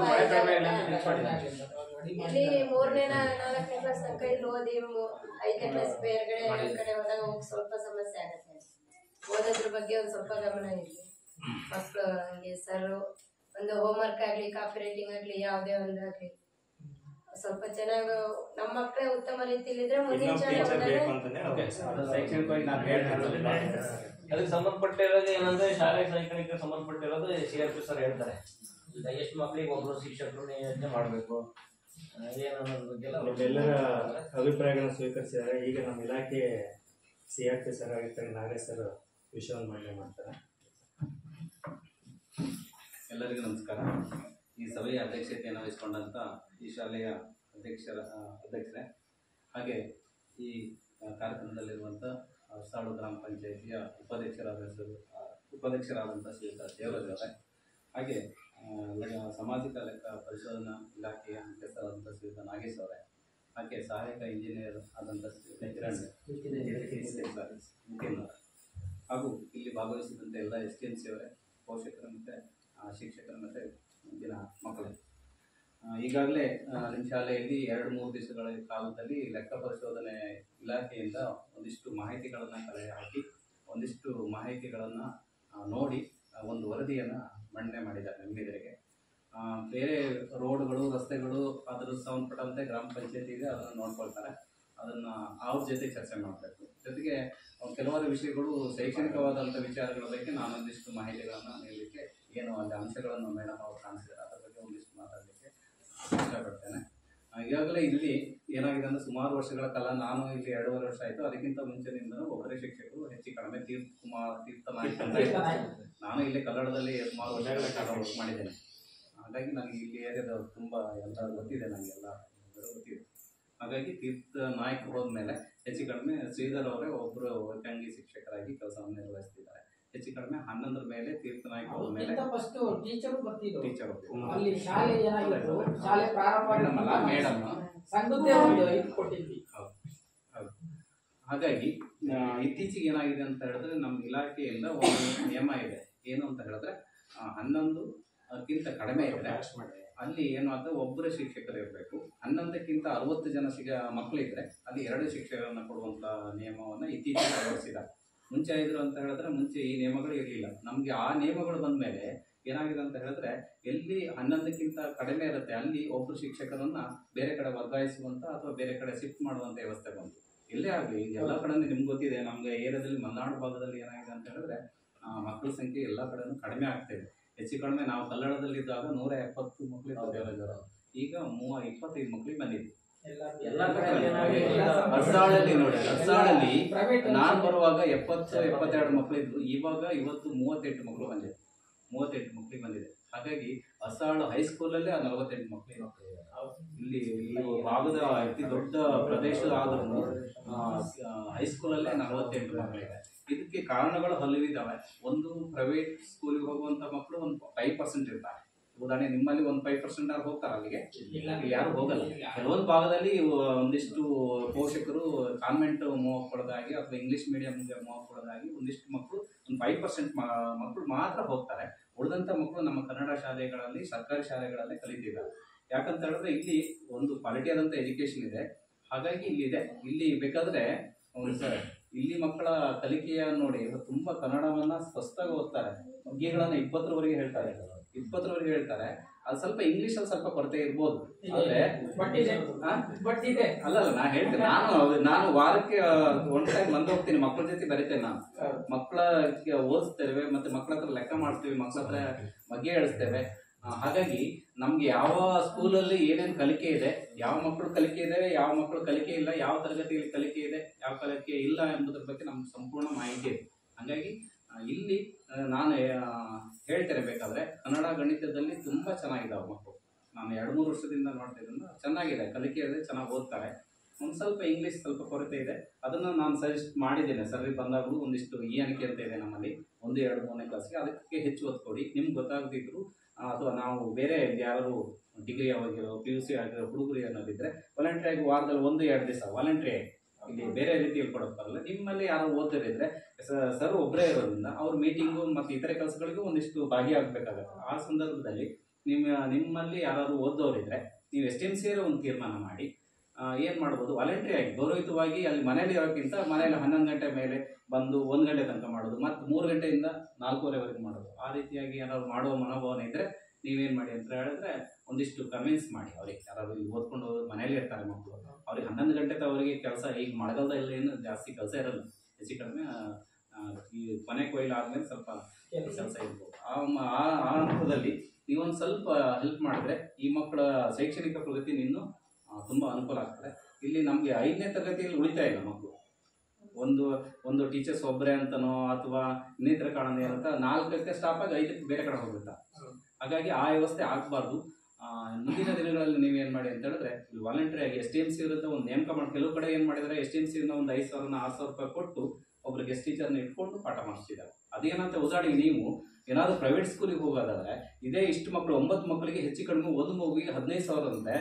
ಎಷ್ಟಾಗುತ್ತೆ? 15 9 ಎಷ್ಟಾಯ್ತು? 1,35,000. 135 ಅಂದ್ರೆ 1,35,000 ಆಗತ್ತೆ ಅಲ್ವಾ? ಇದೇ ಆ ಮಕ್ಕಳಿಗೆ ನೀವು 9 ತಿಂಗಳು ನಡೆಯುತ್ತೆ, 9 45,000 ರೂಪಾಯಿ ಹಾಕೊಂಡ್ರೆ ನೀವೆಲ್ಲರೂ ಸೇರಿ ಪೇರೆಂಟ್ಸು 45,000 ರೂಪಾಯಿ ಎಲ್ಲರೂ ಹಾಕೊಂಡ್ರೆ ಒಬ್ಬ ಟೀಚರ್ಸ್ನ ಇಟ್ಕೊಂಡು ನಿಮ್ಮ ಮಕ್ಕಳ ಪ್ರಗತಿ ನೀವೆಲ್ಲರೂ ಪ್ರೈವೇಟ್ ಕಳಿಸಿದ್ರೆ ಹೆಚ್ಚಿನ 1 ಲಕ್ಷದ 1.5 ಲಕ್ಷ ಜಾಸ್ತಿನೇ ಹೋಗುತ್ತೆ, 2 ಲಕ್ಷ ಹೋಗುತ್ತೆ. ಅದರಲ್ಲಿ ನೀವು ಬೇಕಾದ್ರೆ ಒಂದು 5,000 ಅಲ್ಲ, ನೀವು ಅದನ್ನ ಪ್ರತಿಯಲ್ಲ ತಿಂಗಳಲ್ಲಿ ಒಂದು 200 ರೂಪಾಯಿ ಹಾಕೊಂಡ್ರು ಅಥವಾ 300 ಹಾಕೊಂಡ್ರು ಏನಾಗುತ್ತೆ, ಒಬ್ಬರು ಗೆಸ್ಟ್ ಟೀಚರ್ ಇಟ್ಕೊಂಡು ನಿಮ್ಮ ಮಕ್ಕಳಿಗೆ ಒಬ್ಬರು ಟೀಚರ್ನ ಎಕ್ಸ್ಟ್ರಾ ಇಟ್ಕೊಳ್ಳೋ ವ್ಯವಸ್ಥೆಯನ್ನು ಮಾಡ್ಬೋದು. ಸರ್ಕಾರದಿಂದ ಕೊಡೋದು 9-11ಕ್ಕಿಂತ ಕಡಿಮೆ ಇದ್ದಾಗ ಏನಾಗುತ್ತೆ, ಒಬ್ಬರೇ ಟೀಚರ್ಸ್ ಮುಂದುವರಬೇಕಾಗುತ್ತೆ. ಅದು ಕಲಿಕೆ ಚೆನ್ನಾಗಿದೆ, ನಾನು ಒಪ್ಕೋತೀನಿ. ಕಲಿಕೆ ಸ್ವಲ್ಪ ಇಂಗ್ಲೀಷ್ ಇದೆ, ನಾನು ಅದನ್ನು ಸಜೆಸ್ಟ್ ಮಾಡಿದ್ದೀನಿ ಸರ್. ಈಗ ಭಾಳಷ್ಟು ಜನ ಮತ್ತೆ ನಾನು ಅವರಿಗೆ ಬಂದಾಗ ಹೇಳಿದ್ದೇನೆ. ಜೊತೆಗೆ PTCS ಅದು ಏನಾಗುತ್ತೆ ಅಂದರೆ HP ಶಾಲೆಗಳಲ್ಲಿ ಮಾತ್ರ ಕೊಡಲಿಕ್ಕೆ ಅಂತ ವ್ಯವಸ್ಥೆ. ಅದರಲ್ಲೂ ಏನು ಅಂತ ಹೇಳಿದ್ರೆ 5 ಪೋಸ್ಟ್ ಇದ್ದು 6ನೇ ಪೋಸ್ಟು PTCS. ಹಾಗಾಗಿ ನಮ್ಮ ಹೊಸನಗರ ತಾಲೂಕಲ್ಲಿ ಗೌರ್ಮೆಂಟ್ ಶಾಲೆಯಲ್ಲಿ PTCS ಇರೋದು ಬಾಯ್ಸ್ ಸ್ಕೂಲ್ ಒಂದಿದೆ ರಿಪ್ಪನ್ಪೇಟೆ, ಕಮ್ಮಚ್ಚಿ ಇದೆ, ಅದು ಬಿಟ್ಟರೆ ಗರ್ಲ್ಸ್ ಸ್ಕೂಲು ಹೊಸನಗರ, ಅದು ಬಿಟ್ಟರೆ ಜಯನಗರ. ಇಷ್ಟೇ ಜನ ನಮ್ಮ ಪ್ರೈಮರಿಲಿ ಇರುವಂಥ PTCS. ಅದು ಬಿಟ್ಟರೆ ಪ್ರೈವೇಟಲ್ಲಿ ಇದ್ದಾರೆ, ರಾಮಕೃಷ್ಣ ಇದ್ದಾರೆ, ಗುರುಶಾಪಾಡ್ ಇದ್ದಾರೆ, SP ಕನ್ನಡ ಅದೆಲ್ಲ ಇದ್ದಾರೆ. ನಮ್ಮ ಗೌರ್ಮೆಂಟಲ್ಲಿ ಹೆಚ್ಚು ಕಡಿಮೆ ನಮ್ಮ ಪ್ರೈಮರಿಯಲ್ಲಿ ಒಂದು 10ಕ್ಕಿಂತ ಕಡಿಮೆ ಇದ್ದಾರೆ ಇಡೀ ತಾಲೂಕಲ್ಲಿ.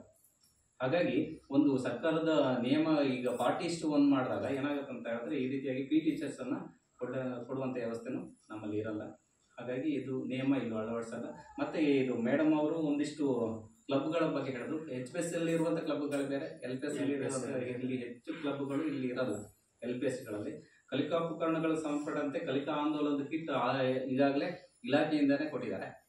ಹಾಗಾಗಿ ಸೈನ್ಸಿಗೆ ಸಂಬಂಧಪಟ್ಟಂತೆ ಒಂದಿಷ್ಟು ಅದನ್ನ ಇನ್ನೂ ಬಂದಿಲ್ಲ. ಸೈನ್ಸ್ ಎಕ್ವಿಪ್ಮೆಂಟ್ ಸಂಬಂಧಪಟ್ಟಂತೆ ಕಲಿಕಾ ಆಂದೋಲನದ ಕಿಟ್ ಅಂತಲೇ ಒಂದು ಬಂದಿದೆ. ಅದ್ರ ಪ್ರಕಾರವಾಗಿ ಏನು ಹೇಗೆ ಮಾಡಬೇಕು ಎಂಬುದ್ರ ಬಗ್ಗೆ ತರಬೇತಿನೂ ಸಹ ಆಗುತ್ತೆ. ನಾವು ಒಳ್ಳೆ ಸ್ಕೂಲ್ಗಳಿಗೂ ಇನ್ನು ಸೈನ್ಸ್ ಕಿಟ್ ಬಂದಿದೆ. ಸೈನ್ಸ್ ಕಿಟ್ ಬಂದಿಲ್ಲ, ಕೆಲವೊಂದು ಲ್ಯಾಬ್ ಮಾಡ್ಕೊಂಡಿದ್ದಾರೆ, ಅವ್ರದೇ ಸ್ವಂತವಾಗಿ ಲ್ಯಾಬ್ ಮಾಡಿದ್ದಾರೆ. ಅದು ಒಂದು ಚಿಕ್ಕಮಂದು 10 ವರ್ಷ ಹಿಂದೆ ಕೆಲವೊಂದು ಶಾಲೆಗಳಿಗೆ 35,000 ರೂಪಾಯಿ 50,000 ರೂಪಾಯಿ ಬಂದಿದೆ, HPS ಶಾಲೆಗಳಿಗೆ. ಅಂಥವ್ರು ಒಂದಿಷ್ಟು ಲ್ಯಾಬ್ಗಳನ್ನು ಮಾಡ್ಕೊಂಡಿದ್ದಾರೆ. ಲೈಬ್ರರಿಗೆ ಸಂಬಂಧಪಟ್ಟಂತೆ ಒಂದು 5 ವರ್ಷ ಹಿಂದೆ 5,000 10,000 ಹಾಕಿದ್ದು, ಅದಕ್ಕೆ ಸಂಬಂಧ ಖರೀದಿ ಮಾಡ್ಕೊಂಡು ಮಾಡಿದ್ದಾರೆ.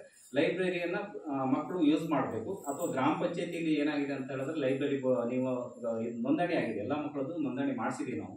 ಅಲ್ಲಿ ವಾರಕ್ಕೊಮ್ಮೆ ಹೋಗಿ ತೆಗೆದುಕೊಳ್ಬೋದು, ಪೋಷಕರ ಜೊತೆ ಹೋಗಿ. ಅಲ್ಲಿ ಟೀಚರ್ಸ್ ಏನಾದರೂ ಓದ್ಕೊಡ್ಸೋಕ್ಕಾಗಲ್ಲ, ಪೋಷಕರು ಪ್ರತಿ ಶನಿವಾರ ಹೋದರೆ ಮಕ್ಕಳಿಗೆ ಒಂದಿಷ್ಟು ಪುಸ್ತಕಗಳನ್ನು ಗ್ರಾಮ ಪಂಚಾಯತಿಯಲ್ಲಿ ಇದೆ, ಅದನ್ನು ಮಾಡ್ಬೋದು. ಜೊತೆಗೆ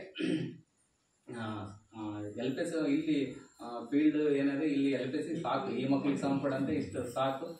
ಇದನ್ನು ಇತ್ತಿತ್ತಲಾಗಿ ಕ್ಲೀನ್ ಮಾಡಿ ಇಟ್ಕೊಂಡಿದ್ದಾರೆ. ಕುಡಿಯೋ ನೀರಿನ ವ್ಯವಸ್ಥೆ ಚೆನ್ನಾಗಿದೆ ಈ ಮಕ್ಕಳಿಗೆ ಸಂಬಂಧಪಟ್ಟಂತೆ, ಜಾಸ್ತಿ ಮಕ್ಕಳು ಇರೋದ್ರಿಂದ. ಶೌಚಾಲಯದ ವ್ಯವಸ್ಥೆಯೂ ಸಾಮಾನ್ಯ ಮಟ್ಟದಲ್ಲಿ ಇದೆ, ಹೊಸದು ಯಾವುದೂ ಕೊಟ್ಟಿಲ್ಲ. ಹಳೆಯದಲ್ಲಿ ಶೌಚಾಲಯವನ್ನು ಚೆನ್ನಾಗಿ ಬಳಕೆ ಮಾಡ್ತಿದ್ದಾರೆ. ಜೊತೆಗೆ ಏನು ಅಂತ ಹೇಳಿದ್ರೆ, ಈಗ ಇಲಾಖೆ ಬರುವಂಥ ಸವಲತ್ತುಗಳು ಈಗಾಗಲೇ ನಮಗೆ ಸಮವಸ್ತ್ರಗಳು ಬಂದಿದೆ, ಪಠ್ಯಪುಸ್ತಕಗಳು ಬಂದಿದೆ. ಈ ವರ್ಷ ಮತ್ತೊಂದು ಏನಾಯಿತು ಅಂತ ಹೇಳಿದ್ರೆ, 5ನೇ ಕ್ಲಾಸ್ 4ನೇ ತರಗತಿಯ ನಂತರ ಏನಾಗುತ್ತೆ ಅಂತ ಹೇಳಿದ್ರೆ ಅಭ್ಯಾಸ ಪುಸ್ತಕಗಳು ಅಂತ ಬಂದಿದೆ. ಇದು ಟೆಕ್ಸ್ಟ್ ಬುಕ್ ಜೊತೆಗೆ ಅಭ್ಯಾಸ ಪುಸ್ತಕಗಳು ಅಂತ ಬಂದಿದೆ. ಆ ಅಭ್ಯಾಸ ಪುಸ್ತಕಗಳು ಹೇಗಿದೆ ಅಂತ ಹೇಳಿದ್ರೆ, ಆ ಮಕ್ಕಳು ಏನು ಕಾಂಪಿಟೇಟಿವ್ ಎಕ್ಸಾಮ್ ಫೇಸ್ ಮಾಡಲಿಕ್ಕೆ ಯಾವ ರೀತಿ ಕ್ವಶನ್ಸ್ ರೈಸ್ ಆಗಿದೆ, ಆ ರೀತಿಯಾದಂಥ ಕ್ವಶನ್ ಮಾಡಿ ಅದಕ್ಕೆ ಉತ್ತರವನ್ನು ಅಲ್ಲೇ ಹುಡುಕಿ ಮಾಡುವಂಥ ಚಟುವಟಿಕೆಗಳು ಅಭ್ಯಾಸ ಪುಸ್ತಕದಲ್ಲಿದೆ. ಆ ಅಭ್ಯಾಸ ಪುಸ್ತಕಗಳನ್ನು ಏನಾದರೂ ಮಕ್ಕಳು, ನೀವು ಮನೆಯಲ್ಲಿ ಪೋಷಕರಿಗೆ ಬಂದಿದ್ದನ್ನ ಹೇಳ್ತೇನೆ, ಅಲ್ಲಿ ಮನೆಯಲ್ಲೇ ಮಗು ಮಾಡಬೇಕು. ಜೊತೆಗೆ ಏನಾದರೂ ಸಮಸ್ಯೆಗಳಿದ್ದರೆ ಟೀಚರ್ಸ್ ಪರಿಹಾರ ಮಾಡಬೇಕು, ಅಥವಾ ಮನೆಯಲ್ಲಿ ಪೇರೆಂಟ್ಸ್ ಇದ್ರೂ ಪರಿಹಾರ ಮಾಡಬೇಕು. ಗಣಿತ 5ನೇ ಕ್ಲಾಸ್ 4ನೇ ಕ್ಲಾಸ್ ಗಣಿತ, ವಿಜ್ಞಾನ, ಪರಿಸರಕ್ಕೆ ಸಂಬಂಧಪಟ್ಟಂತೆ ಕನ್ನಡ ಅಭ್ಯಾಸ ಪುಸ್ತಕ ಬಂದಿದೆ, ಅದನ್ನು ಮನೆಯಲ್ಲಿ ಮಾಡಿಸಿ, ಇಲ್ಲಿ ಮಾಡಿಸಿ. ಆ ಮಕ್ಕಳಿಗೆ ಆ ಕ್ವಶನ್ಗಳನ್ನು ಮಾಡಿದರೆ ಏನಾಗುತ್ತೆ ಅಂತಂದರೆ, ಮಕ್ಕಳು ಮುಂದೆ ಕಾಂಪಿಟೇಟಿವ್ ಎಕ್ಸಾಮ್ ಫೇಸ್ ಮಾಡಲಿಕ್ಕೆ ತುಂಬ ಕಷ್ಟ ಆಗುತ್ತೆ. ನೀವು ಯಾವುದೇ ಕೀಳಿರಿಮೆ ಬೇಡ, ನಮ್ಮ ಮಕ್ಕಳು ಇಲ್ಲೇ ಕನ್ನಡ ಶಾಲೆಯಲ್ಲಿ ಸರ್ಕಾರಿ ಶಾಲೆ ಓದ್ತಿದೆ ಅಂತ ಹೇಳಿದ್ರೆ ನಿಮ್ಮ ಆ ಪ್ರತಿಫಲ ಏನಾಗುತ್ತೆ SLC ನಂತರ ಗೊತ್ತಾಗ್ತದೆ. ಅಲ್ಲಿ ಪ್ರೈವೇಟಲ್ಲಿ ಏನಾಗುತ್ತೆ ಅಂದರೆ ಕ್ವಶನ್ ಆನ್ಸರ್ ಮೆಥಡ್, ಈ ಪ್ರಶ್ನೆಗೆ ಉತ್ತರ, ಈ ಪ್ರಶ್ನೆಗೆ ಉತ್ತರ, ಈ ಪ್ರಶ್ನೆಗೆ ಉತ್ತರ, ಆ ರೀತಿ ರೆಡಿ ಆಗ್ತಾ ಬಿಟ್ಟರೆ ಅಪ್ಲಿಕೇಶನ್ ಲೆವೆಲ್, ಈ ಉದಾಹರಣೆಗೆ ಮೊರಾರ್ಜಿಗೆ ಸೆಲೆಕ್ಷನ್ ಆಗುವಂಥ ಮಕ್ಕಳು ನಮ್ಮ ಇದರಲ್ಲಿ ಸರ್ಕಾರಿ ಶಾಲೆ ಮಕ್ಕಳೇ ಜಾಸ್ತಿ ಆಗ್ತವೆ ನವೋದಯದಲ್ಲಿ. ಯಾಕಂತ ಹೇಳಿದ್ರೆ ಇಲ್ಲಿ ಅಪ್ಲಿಕೇಶನ್ ಲೆವೆಲ್ ಕ್ವಶನ್ಸನ್ನು ಫೇಸ್ ಮಾಡಿರ್ತಾರೆ ಮಕ್ಕಳು. ಅಲ್ಲಿ ಈ ಪ್ರಶ್ನೆಗೆ ಈ ಉತ್ತರ, ಈ ಪ್ರಶ್ನೆಗೆ ಈ ಉತ್ತರ, ಅದಕ್ಕೆ ಸ್ಟಿಕ್ಕನ್ ಆಗಿರ್ತಾರೆ. 20ರವರೆಗೆ ಮಗ್ಗಿ ಬರುತ್ತೆ, 1000ವರೆಗೆ ಸಂಖ್ಯೆಗಳನ್ನು ಬರೀತಾರೆ. ಮೂಲ ಕ್ರಿಯೆಗಳಿದಾವಲ್ಲ, ಕೂಡೋದು, ಕಳಿಯೋದು, ಗುಣಕಾರ, ಭಾಗಕಾರ, ಇದನ್ನು ನಮ್ಮಲ್ಲಿ 1ನೇ ಕ್ಲಾಸಲ್ಲಿ 9ರವರೆಗೆ ಕಳಿಸಿ ಅದರಲ್ಲಿ ಕೂಡೋದು ಕಳಿಸ್ತೇವೆ, ಕಳಿಯೋದು ಕಳಿಸ್ತೇವೆ, ಭಾಗಕಾರ, ಗುಣಕಾರ ಕಳಿಸ್ತೇವೆ.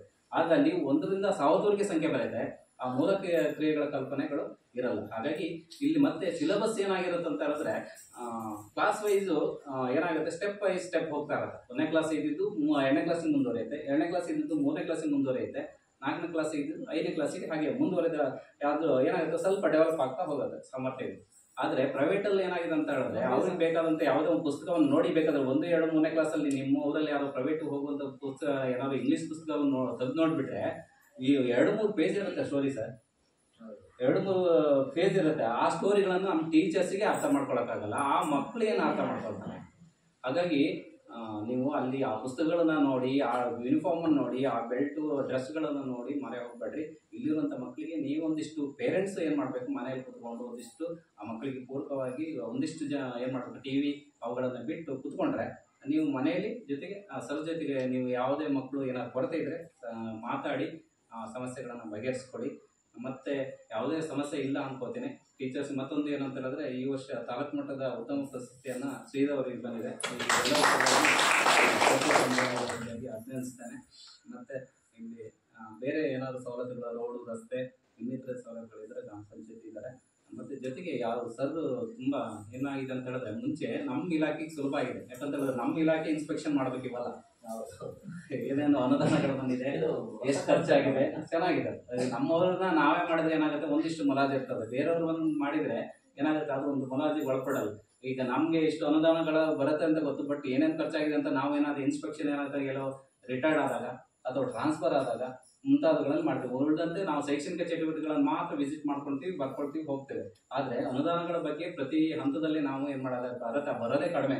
ನೋಡಿದ್ರೆ ನೀವು ಬರೀ 11,000 ರೂಪಾಯಿ, ಅಂದರೆ ಹೋದ ಸ್ವಲ್ಪ ಜಾಸ್ತಿ ಬಂದಿದೆ, ಕಳೆದ ವರ್ಷ ಜಾಸ್ತಿ. ಅದಕ್ಕಿಂತ 2 ವರ್ಷ ಕೊರೋನಾ ನೆಕ್ಸ್ಟ್ ಇಯರಲ್ಲಿ ತುಂಬ ಕಡಿಮೆ, ಬರಲೇ ಇಲ್ಲ, ಅನುದಾನಗಳೇ ಬಂದಿಲ್ಲ. ಹಾಗಾಗಿ ಬರುವಂಥ ಅನುದಾನಗಳಲ್ಲಿ ಅಚ್ಚುಕಟ್ಟಾಗಿ ನಿರ್ವಹಣೆ ಮಾಡಿಕೊಂಡು, ಜೊತೆಗೆ ಮಕ್ಕಳಿಗೆ ಸಮವಸ್ತ್ರ, ಪಠ್ಯಪುಸ್ತಕ, ಜೊತೆಗೆ ಬಿಸಿ ಊಟ, ಜೊತೆಗೆ ಮೊಟ್ಟೆ, ಹಾಲು ಇಷ್ಟನ್ನೆಲ್ಲ ನಿರ್ವಹಿಸ್ಕೋಬೇಕು ಒಬ್ಬರೇ ಮಾಸ್ಟ್ರು. ಜೊತೆಗೆ ಮೊಟ್ಟೆಯನ್ನು 25ನೇ ತಾರೀಕಿಂದ ಮೊಟ್ಟೆ ದಿನಕ್ಕೆ ವಾರಕ್ಕೆ 6 ದಿನ ಕೊಡುವಂಥ ವ್ಯವಸ್ಥೆ ಇದೆ. ಹಾಗಾಗಿ 25ನೇ ತಾರೀಕಿನಿಂದ ಅದು ಜಾರಿ ಆಗುತ್ತೆ. ಮಕ್ಕಳಿಗೆ ಅತ್ಯಂತ ಪೋಷಕಯುಕ್ತ ಆಹಾರನೂ ಸಿಗುತ್ತೆ, ಹಾಲು ಸಿಗುತ್ತೆ, ಮೊಟ್ಟೆ ಸಿಗುತ್ತೆ, ನೋಡಿ ಎಷ್ಟು ಸಿಗುತ್ತೆ, ಅನ್ನ ಸಾಂಬಾರು ಎಲ್ಲ ಸಿಗುತ್ತೆ. ಹಾಗಾಗಿ ನಾವು ಪೇರೆಂಟ್ಸ್ ಆದವರು ಮಾಡುವಂಥ ಕರ್ತವ್ಯಗಳು ಏನು ಅಂತ ಹೇಳಿದ್ರೆ, ಇಲ್ಲಿ ಎಲ್ಲ ಸವಲತ್ತುಗಳನ್ನು ಸರ್ಕಾರದಿಂದ ಕೊಡ್ತಿದೆ. ಪಠ್ಯ ಪುಸ್ತಕದಿಂದ ಹಿಡಿದು ಸಮವಸ್ತ್ರದಿಂದ ಹಿಡಿದು ಮಧ್ಯಾಹ್ನದ ಊಟ, ಹಾಲು, ಮೊಟ್ಟೆ ಇವೆಲ್ಲವನ್ನ ಸಪ್ಲೈ ಮಾಡ್ತಾರೆ. ಮತ್ತು ಚಪ್ಪಲ್ ನೋಡಿ, ನಾವು ಕೊಡುವಂಥದ್ದು ಏನಿಲ್ಲ, ಪೇರೆಂಟ್ಸ್ ಕೊಡುವಂಥದ್ದು ಏನಿಲ್ಲ, ಎಲ್ಲದ ವ್ಯವಸ್ಥೆಯನ್ನು ಸರ್ಕಾರ ಕಲ್ಪಿಸ್ಕೊಡ್ತದೆ. ನಾವೆಲ್ಲ ಏನು ಮಾಡಬೇಕು ಅಂತ ಅದಕ್ಕೆ ಪೂರಕವಾಗಿ ಇಷ್ಟೆಲ್ಲ ಏನು ಮಾಡ್ಬೇಕು, ಪ್ರೈವೇಟಿಗೆ ಹೋಗಿದ್ರೆ ನಾವು ಇಷ್ಟೆಲ್ಲ ಖರ್ಚು ಮಾಡಬೇಕಾಯ್ತಲ್ಲ, ಸಮವಸ್ತ್ರ ಮತ್ತು ಇದು ಕೊಡಬೇಕು, ಏನೋ ಟಿಫನ್ ಕಟ್ಕೊಡ್ಬೇಕಾಗಿತ್ತು, ಮತ್ತು ಬಸ್ ಫೇರ್ ಕೊಡಬೇಕು, ಮಿನಿಟ್ ಚಾರ್ಜ್ ಕೊಡಬೇಕು. ಅದನ್ನೆಲ್ಲ ನೀವೆಲ್ಲ ಸೇರಿಕೊಂಡು ಒಂದು ಮನ್ಸು ಮಾಡಿದರೆ, ಕೆಲವೊಂದು ಕಡೆ ಮಾಡಿದ್ದಾರೆ ಗೆಸ್ಟ್ ಟೀಚರನ್ನು ತೆಗೆದುಕೊಳ್ಳುವಂಥ ವ್ಯವಸ್ಥೆ ಇದೆ. ನೀವೇನಾದ್ರು ಮನ್ಸು ಮಾಡಿದರೆ ನಾವೆಲ್ಲರೂ ಸೇರ್ಕೊಂಡು ಒಂದಿಷ್ಟು ಹಾಕೊಂಡು ಒಬ್ಬರನ್ನ ಗೆಸ್ಟ್ ಟೀಚರ್ ನಿಮ್ಮರಲ್ಲೇ ಇರೋ ಒಂದು ಫಲಾನುಭವಿ ಹುಡುಗಿ ಅಥವಾ ಹುಡುಗ ಅದಕ್ಕಿದ್ರೆ ಒಂದಿಷ್ಟು, ಅಥವಾ ಗೌರವಯುತವಾಗಿ ನಾನು ಇಷ್ಟು ಓದಿದ್ದೀನಿ, ನಾನು ಡಿಗ್ರಿ ಓದಿನಿ ಅಥವಾ PUC ಓದಿನಿ, ನನ್ನ ಓದಿದ್ದಕ್ಕೂ ಸಾರ್ಥಕವಾಗಿ ಈ ಮಕ್ಕಳಿಗೆ ಒಂದಿಷ್ಟು ವಿದ್ಯಾದಾನ ಮಾಡ್ತೀನಿ ಅನ್ನೋ ಅಂತ ಮನೋಭಾವನೆ ವಾಲಂಟಿಯರಾಗಿ ಬಂದರೆ ಅಂಥವ್ರನ್ನು ಬೇಕಾದ್ರೆ ಫುಲ್ ಬೇಡ, ವಾರದಲ್ಲಿ 2-3 ದಿವಸ ಬಂದರೂ ಸರಿ ಹೆಲ್ಪ್ ಆಗ್ತದೆ, ಮಕ್ಕಳಿಗೂ ನಿಮ್ಮ ಮಕ್ಕಳಿಗೆ ಹೆಲ್ಪ್ ಆಗ್ತದೆ ಅಂತ ಹೇಳಿ ಈ ಶಾಲೆ ಅತ್ಯುತ್ತಮವಾಗಿದೆ. ನಿಮ್ಮ ಬೇಡಿಕೆ ಏನಿದೆ, 2 ಜನ ಟೀಚರ್ಸ್ ಆಗಬೇಕಂದ್ರೆ 11 ಮೇಲೆ ಏನಾಗಬೇಕು, ಮಕ್ಕಳನ್ನ ಸಂಖ್ಯೆಯನ್ನು ಜಾಸ್ತಿ ಮಾಡಬೇಕು. ಜಾಸ್ತಿ ಮಾಡ್ಲಿಕ್ಕೆ ಅವಕಾಶ ಇದೆಯಾ? ನಿಮ್ಮ ಊರಲ್ಲಿ ಜನಸಂಖ್ಯೆ ಇದೆಯಾ? ಜನಸಂಖ್ಯೆ ಒಂದು 45 ಮನೆ ಇದೆ ಸರ್. ಹಾಗಾಗಿ ಆಗ್ಬೇಕಾಗಿತ್ತು. ಯಾಕೆ 45 ಮನೆಯಲ್ಲಿ ಆಕ್ಚುಲಿ ಒಂದು 20 ಮಕ್ಕಳು ಆಗ್ಬೇಕಾಗಿತ್ತು. ಪ್ರೈವೇಟ್ ಸ್ಕೂಲಿಗೆ ಜನರೇಷನ್ ಗ್ಯಾಪ್ ಇರೋದು. ಉದಾಹರಣೆ ಕೆಲವರು 45 ಮನೆ ಇದ್ರು, ಈಗ ಬೆಂಗಳೂರು, ಮಂಗಳೂರು ಆ ಕಡೆ ಸೈಡ್ 2 ಜನ ಒಬ್ರು ಅಲ್ಲಿದ್ದಾರೆ. ಹಾಗಾಗಿ ಸ್ಟ್ರೆಂತ್ ನೋಡಿ 11 ನೆಕ್ಸ್ಟ್ ಇಯರ್, ಈ ವರ್ಷ 9 ಇದೆಯಲ್ಲ, ಮುಂದಿನ ವರ್ಷ 12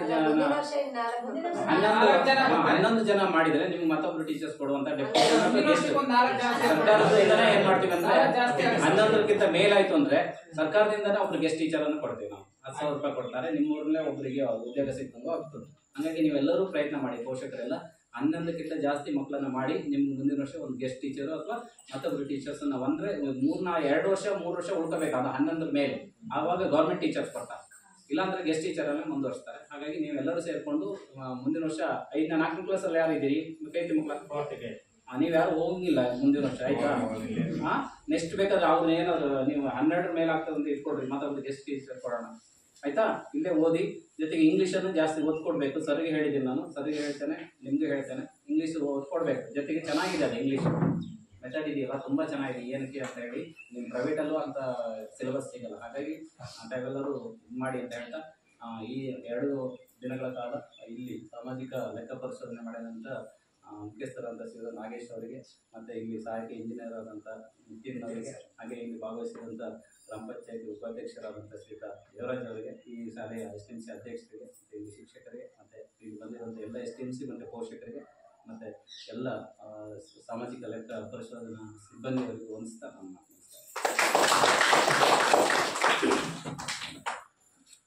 ಧನ್ಯವಾದಗಳು ಸರ್. ಅಶ್ವಿನಿ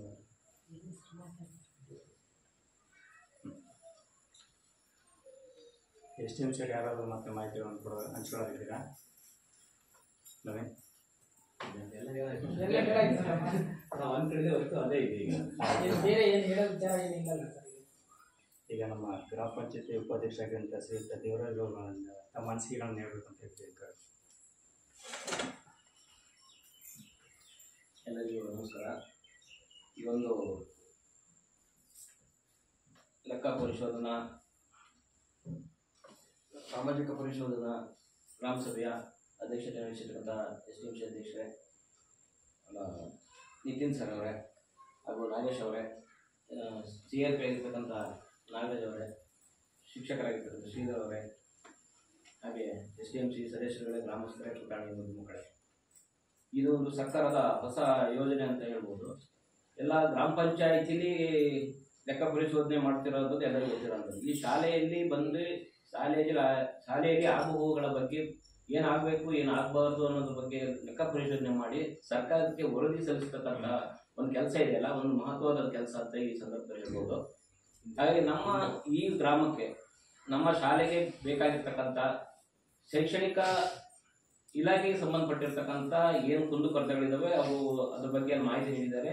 ಅದಕ್ಕೆ ಸಂಬಂಧಪಟ್ಟಂಥ ಅಧಿಕಾರಿಗಳಿದ್ದಾರೆ, ಅವ್ರು ಮೇಲ್ಮನವಿ ಕೊಡ್ತಾರೆ. ನಮ್ಮ ಗ್ರಾಮ ಪಂಚಾಯತಿಯಲ್ಲಿ ಬರ್ತಕ್ಕಂಥ ಅನುದಾನದಲ್ಲಿ ನಮ್ಮ ಶಾಲೆಗೆ ಏನು ಕೊಡ್ಬೋದು. ಈಗ ಆಲ್ರೆಡಿ ನಾವೊಂದು ಶೌಚಾಲಯ ವ್ಯವಸ್ಥೆ ಬೇಕಂತೇಳಿ ಮಾಸ್ಟರ್ ಹೇಳಿದ್ರು. ದುರಸ್ತಿಗೋಸ್ಕರ ಕಳೆದ ಸಾಲಿನ ಒಂದು 15 ಹಣಕಾಸಿನ 85 ಸಾವಿರ ರೂಪಾಯಿ ಅಮೌಂಟ್ ನೀಡಿದ್ದೆ ನಾನು. ಹಾಗೆ ಈಗ ಊರಿಗೆ ಸಂಬಂಧಪಟ್ಟಿರುವಂಥ ಗ್ರಾಮ ಪಂಚಾಯತ್ ಯಾವ ಮಟ್ಟದಲ್ಲಿ ಮಾಡ್ಬೋದು, ಎಷ್ಟು ಅನುದಾನ ಬರ್ತಂತ ನಿಮ್ಗೆ ಆಲ್ರೆಡಿ ಗೊತ್ತಿದೆ. ಆ ಬಂದಿರ್ತಕ್ಕಂಥ ಅನುದಾನದಲ್ಲಿ ನಾವು 4-6 ಡಿವೈಡ್ ಮಾಡಿ ಕೊಡ್ಬೇಕಾದ್ರೆ ಅದರಲ್ಲಿ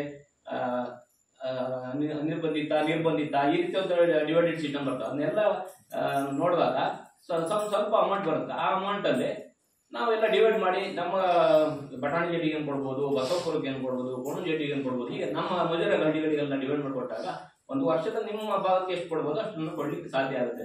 ಹಾಗೆ ಮುಂಬರುವ ದಿನಗಳಲ್ಲಿ ಏನನ್ನು ನೀವು ಹೇಳಿದ್ರೆ ಒಂದು ಬೇಡಿಕೆಗಳಿದ್ದಾವೆ, ಅದನ್ನು ಮೇಲ್ವರ್ಗದಲ್ಲಿ ನಾವು ಚರ್ಚಿಸಿ, ಈಗ MLA ಸಾಹೇಬರು ಇರ್ಬೋದು, MP ಅವರು ಇರ್ಬೋದು, ಅವ್ರ ಮುಖಾಂತರ ಏನು ಅನುದಾನ ತರಲಿಕ್ಕೆ ಪ್ರಯತ್ನ ಪಟ್ಟು ನಿಮ್ಮ ಬೇಡಿಕೆಗೆ ಒಂದು ಸ್ಪಂದಿಸ್ತೇನೆ ಅಂತ ಈ ಸಂದರ್ಭದಲ್ಲಿ ಹೇಳ್ತಾ ಇಲ್ಲಿಗೆ ಮಾತಾಡಲಿಕ್ಕೆ ಅವಕಾಶ ಕೊಟ್ಟಿದ್ದ ತಮ್ಮೆಲ್ಲರಿಗೂ ಒಂದಿಸಿ ನಾನು ಹೇಳ್ಬೋದು.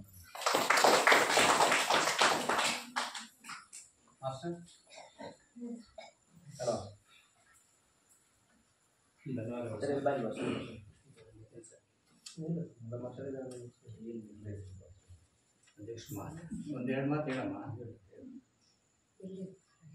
ಅಲ್ಲ ಹೇಳಿ, ನಿನ್ನ ಅಭಿಪ್ರಾಯ ಒಂದೇ ವಾಕ್ಯದಲ್ಲಿ ಹೇಳಿದ್ರು ಆಗುತ್ತೆ. ಆಯ್ತು ಅಂತ ಹೇಳಿ ಹೇಳಿ.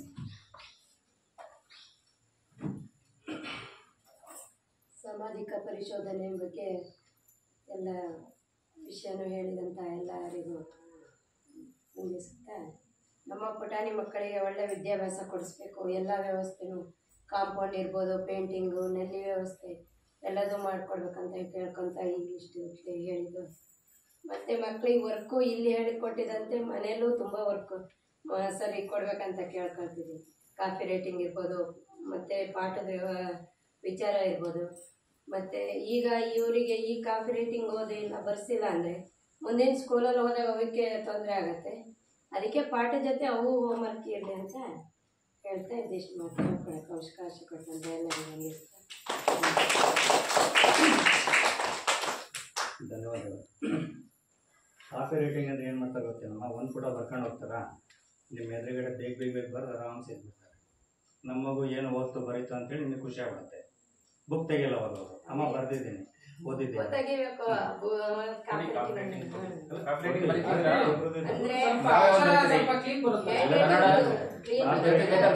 ತರಿಸ್ಕೊಡಿ, ಪ್ರಿಂಟೆಡ್ ಸಿಗುತ್ತೆ. ಸರ್ ಇದು ಮಾಡ್ತಾ ಸ್ವಲ್ಪ ಬುಕ್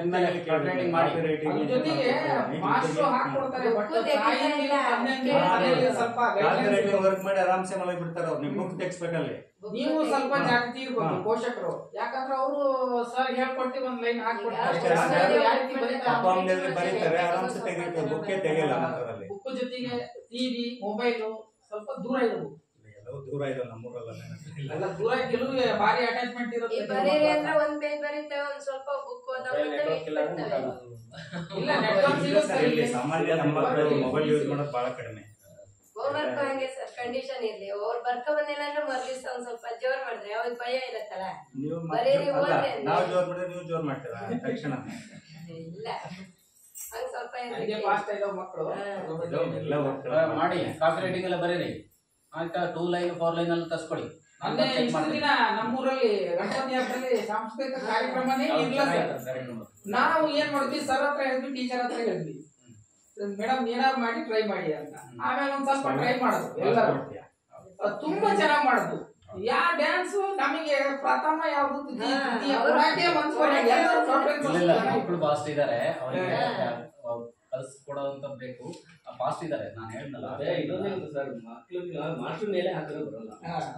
ಬೇಸ್ನಲ್ಲಿರೋ ಬೇಕದು. ಪೋಷಕರು ಏನು ಮಾಡಬೇಕು, ಮನೇಲಿ ಮಕ್ಳಿಗೆ ಏನು ಓದ್ತಾರೆ, ಏನು ಬಿಟ್ಟಿದ್ದಾರೆ ಅನ್ನೋದ್ರ ಬಗ್ಗೆ ಅವ್ರ ಮನೇಲಿ ಒಂದು ಕ್ವಶನ್ ಕೇಳಿ ಇದು ಮಾಡಿ ಬರ್ಸಿ, ಪುರಂದೇಶ್ವರನ ಬರ್ಸಿ ಇದು ಮಾಡಿದ್ರೆ ಮಾತ್ರ ಅವ್ರ ಮಕ್ಳು ಇಂಟ್ರೆಸ್ಟ್. ನನ್ನ ಮಕ್ಳು ಸ್ಕೂಲಿಗೆ ಹೋಗ್ತಾರೆ, ಮಾಸ್ಟರ್ ಕಲಿಸ್ತಾರೆ ಅಂತ ಬರೋದಿಲ್ಲ. ಡ್ಯಾನ್ಸ್ ಯಾರು ಹೇಳ್ಕೊಡೋ, ಮಾಸ್ಟರ್ ಯಾವ ರೀತಿ ಹೇಳ್ಕೊಡ್ತಾರೆ ಅದು. ಬಟ್ ಆ ರೀತಿ ತುಂಬಾ ಚೆನ್ನಾಗಿ ಇದು ಮಾಡೋದು ಡ್ಯಾನ್ಸ್ ಎಲ್ಲ. ಅವರಲ್ಲಿ ಇದೇ ಆಸಕ್ತಿ. ಬಟ್ ನಾವು ಅದನ್ನ ಸ್ವಲ್ಪ ತಂದೆ ಆಗ್ಲಿ ಪೋಷಕರು ಎಲ್ಲರೂ ನಾವು ಒಂದು ನೋಡ್ಕೊಂಡು ಹೋದಾಗ ಸ್ವಲ್ಪ ಹೊಡಿಯಲ್ಲ ಮಕ್ಳಿಗೆ ಮುದ್ದು ಮಾಡ್ತಾರ, ಹೆಂಗಾದ್ರು ಬೈಯಲ್ಲ ಅಂತ. ಮೇಡಮ್ ಏನಾದ್ರು ಬಾಕಿ ಇದೆಯಾ? ಅವರಿಂದ ಬರ್ಬೇಕು ಚರ್ಚೆ ಅಷ್ಟೇ, ನಮ್ದೇನಿಲ್ಲ. ನಮ್ದು ವರದಿ ಎಷ್ಟು ಆಯ್ತಲ್ಲ. ಹೌದಾ? ಪರವಾಗಿಲ್ಲ. ಈಗ ನಿಮ್ಮಲ್ಲೇ ಸ್ವಲ್ಪ ಚರ್ಚೆ ಕಡಿಮೆ ಇದೆ. ನಾವು ಕಡಿಮೆ ಸಂಖ್ಯೆ ಪೇರೆಂಟ್ಸ್ ಎಲ್ಲಿ ಬಂದಿತ್ತು ಅಲ್ಲಿ 2 ತನಕ ನಮ್ಗೆ ಸಭೆನೇ ಮುಗಿಸಕ್ಕಾಗಿಲ್ಲ. HPS ಜನಸಂಖ್ಯೆ ಇದು ಜಾಸ್ತಿ ಸರ್ ಸ್ಪೇಸ್ ಅಂತಲ್ಲ ಕಡಿಮೆ ಚರ್ಚೆ ಅಲ್ಲಿ HPS ನಲ್ಲಿ ಜಾಸ್ತಿ. ಮಾಡಿದ್ರೆ 2.5 ಇಲ್ಲಿ ಸಾಮಾನ್ಯ ಎಲ್ಲರಿಗೂ ಸಹಕಾರ ಇದೆ ಸರ್, ನಮ್ಗೆ ಹೇಳೋದಿಲ್ಲ, ಪ್ರತಿಯೊಬ್ಬರನ್ನು ಸಹ ಸರಿ ಅಂದ್ರೆ ಸ್ಟ್ರೆಂತ್ ಸ್ವಲ್ಪ ಮಾಡ್ಕೊಳ್ಳಿ, ಇನ್ನೊಂದು Strength ಮಾಡ್ಕೊಳ್ಳಿ.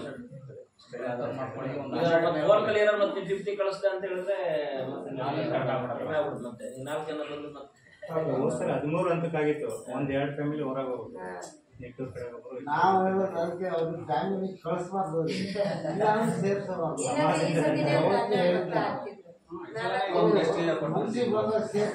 ಇದು ಒಂದೇ ಜನಾಂಗ ಸರ್ ನಮ್ಮಲ್ಲಿ ಇರೋದು, ಮರಾಠಿ ಕುಂದಕ್ಕೆ ಕೊರಂಗಿ ಮರಾಠಿ ಅಂತೇಳಿ ಎಲ್ಲರೂ ಸಹಕಾರ ಆಗಲಿ. ಮನೆಯಲ್ಲಿ ಸ್ವಲ್ಪ ಅವ್ರಿಗೆ ಲ್ಯಾಂಗ್ವೇಜ್ ಪ್ರಾಬ್ಲಮ್ ಆಗ್ತದೆ, ಮುಂಚೆ ಶಾಲೆ ಕನ್ನಡವನ್ನು ಹಾಕಿ ಅಂದ್ರೆ ಸರ್ ಮರಾಠಿ ಮನೆ ಓದ್ತಾರೆ, ನಮ್ಮ ಭಾಷೆ ಅದಕ್ಕೆ ಕನ್ನಡಕ್ಕೆ ಒತ್ತು ಕೊಡ್ತಾರೆ. ಕನ್ನಡದಲ್ಲಿ ಫಾಸ್ಟ್ ಇದಾವೆ ಈಗ ಮಾತಾಡ್ತಾರೋ ಶಾಲಾ ಅಂಗಳದಲ್ಲಿ ಕನ್ನಡನೇ ಮಾತಾಡ್ಬೇಕು ಅಂತ ಮಾಡಿದ್ವಿ. ಆಲ್ಮೋಸ್ಟ್ ಈಗ ಭಾಷೆ ಮಾತಾಡೋದೇ ಇಲ್ಲ. ಈಗಿನ ಮಕ್ಕಳುಗಳಿಗೆ ಭಾಷೆ ಮಾತಾಡಕ್ಕೆ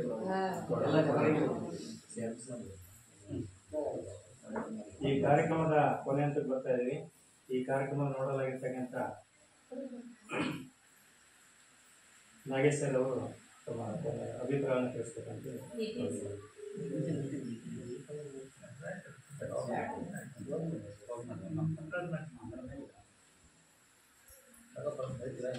ಇಲ್ಲ ಕನ್ನಡ ಬೇಡ, ಹೇಳಿದ್ವಲ್ಲ ಸರ್ ಅದೇ ವಿಷಯನೇ ಮತ್ತೆ ಹೇಳ್ಬೇಕು. ಮತ್ತೆ ಅದನ್ನೇ ಹೇಳ್ಬೇಕು, ಮತ್ತೆ ಏನು ಬೇರೆ ಇದೆ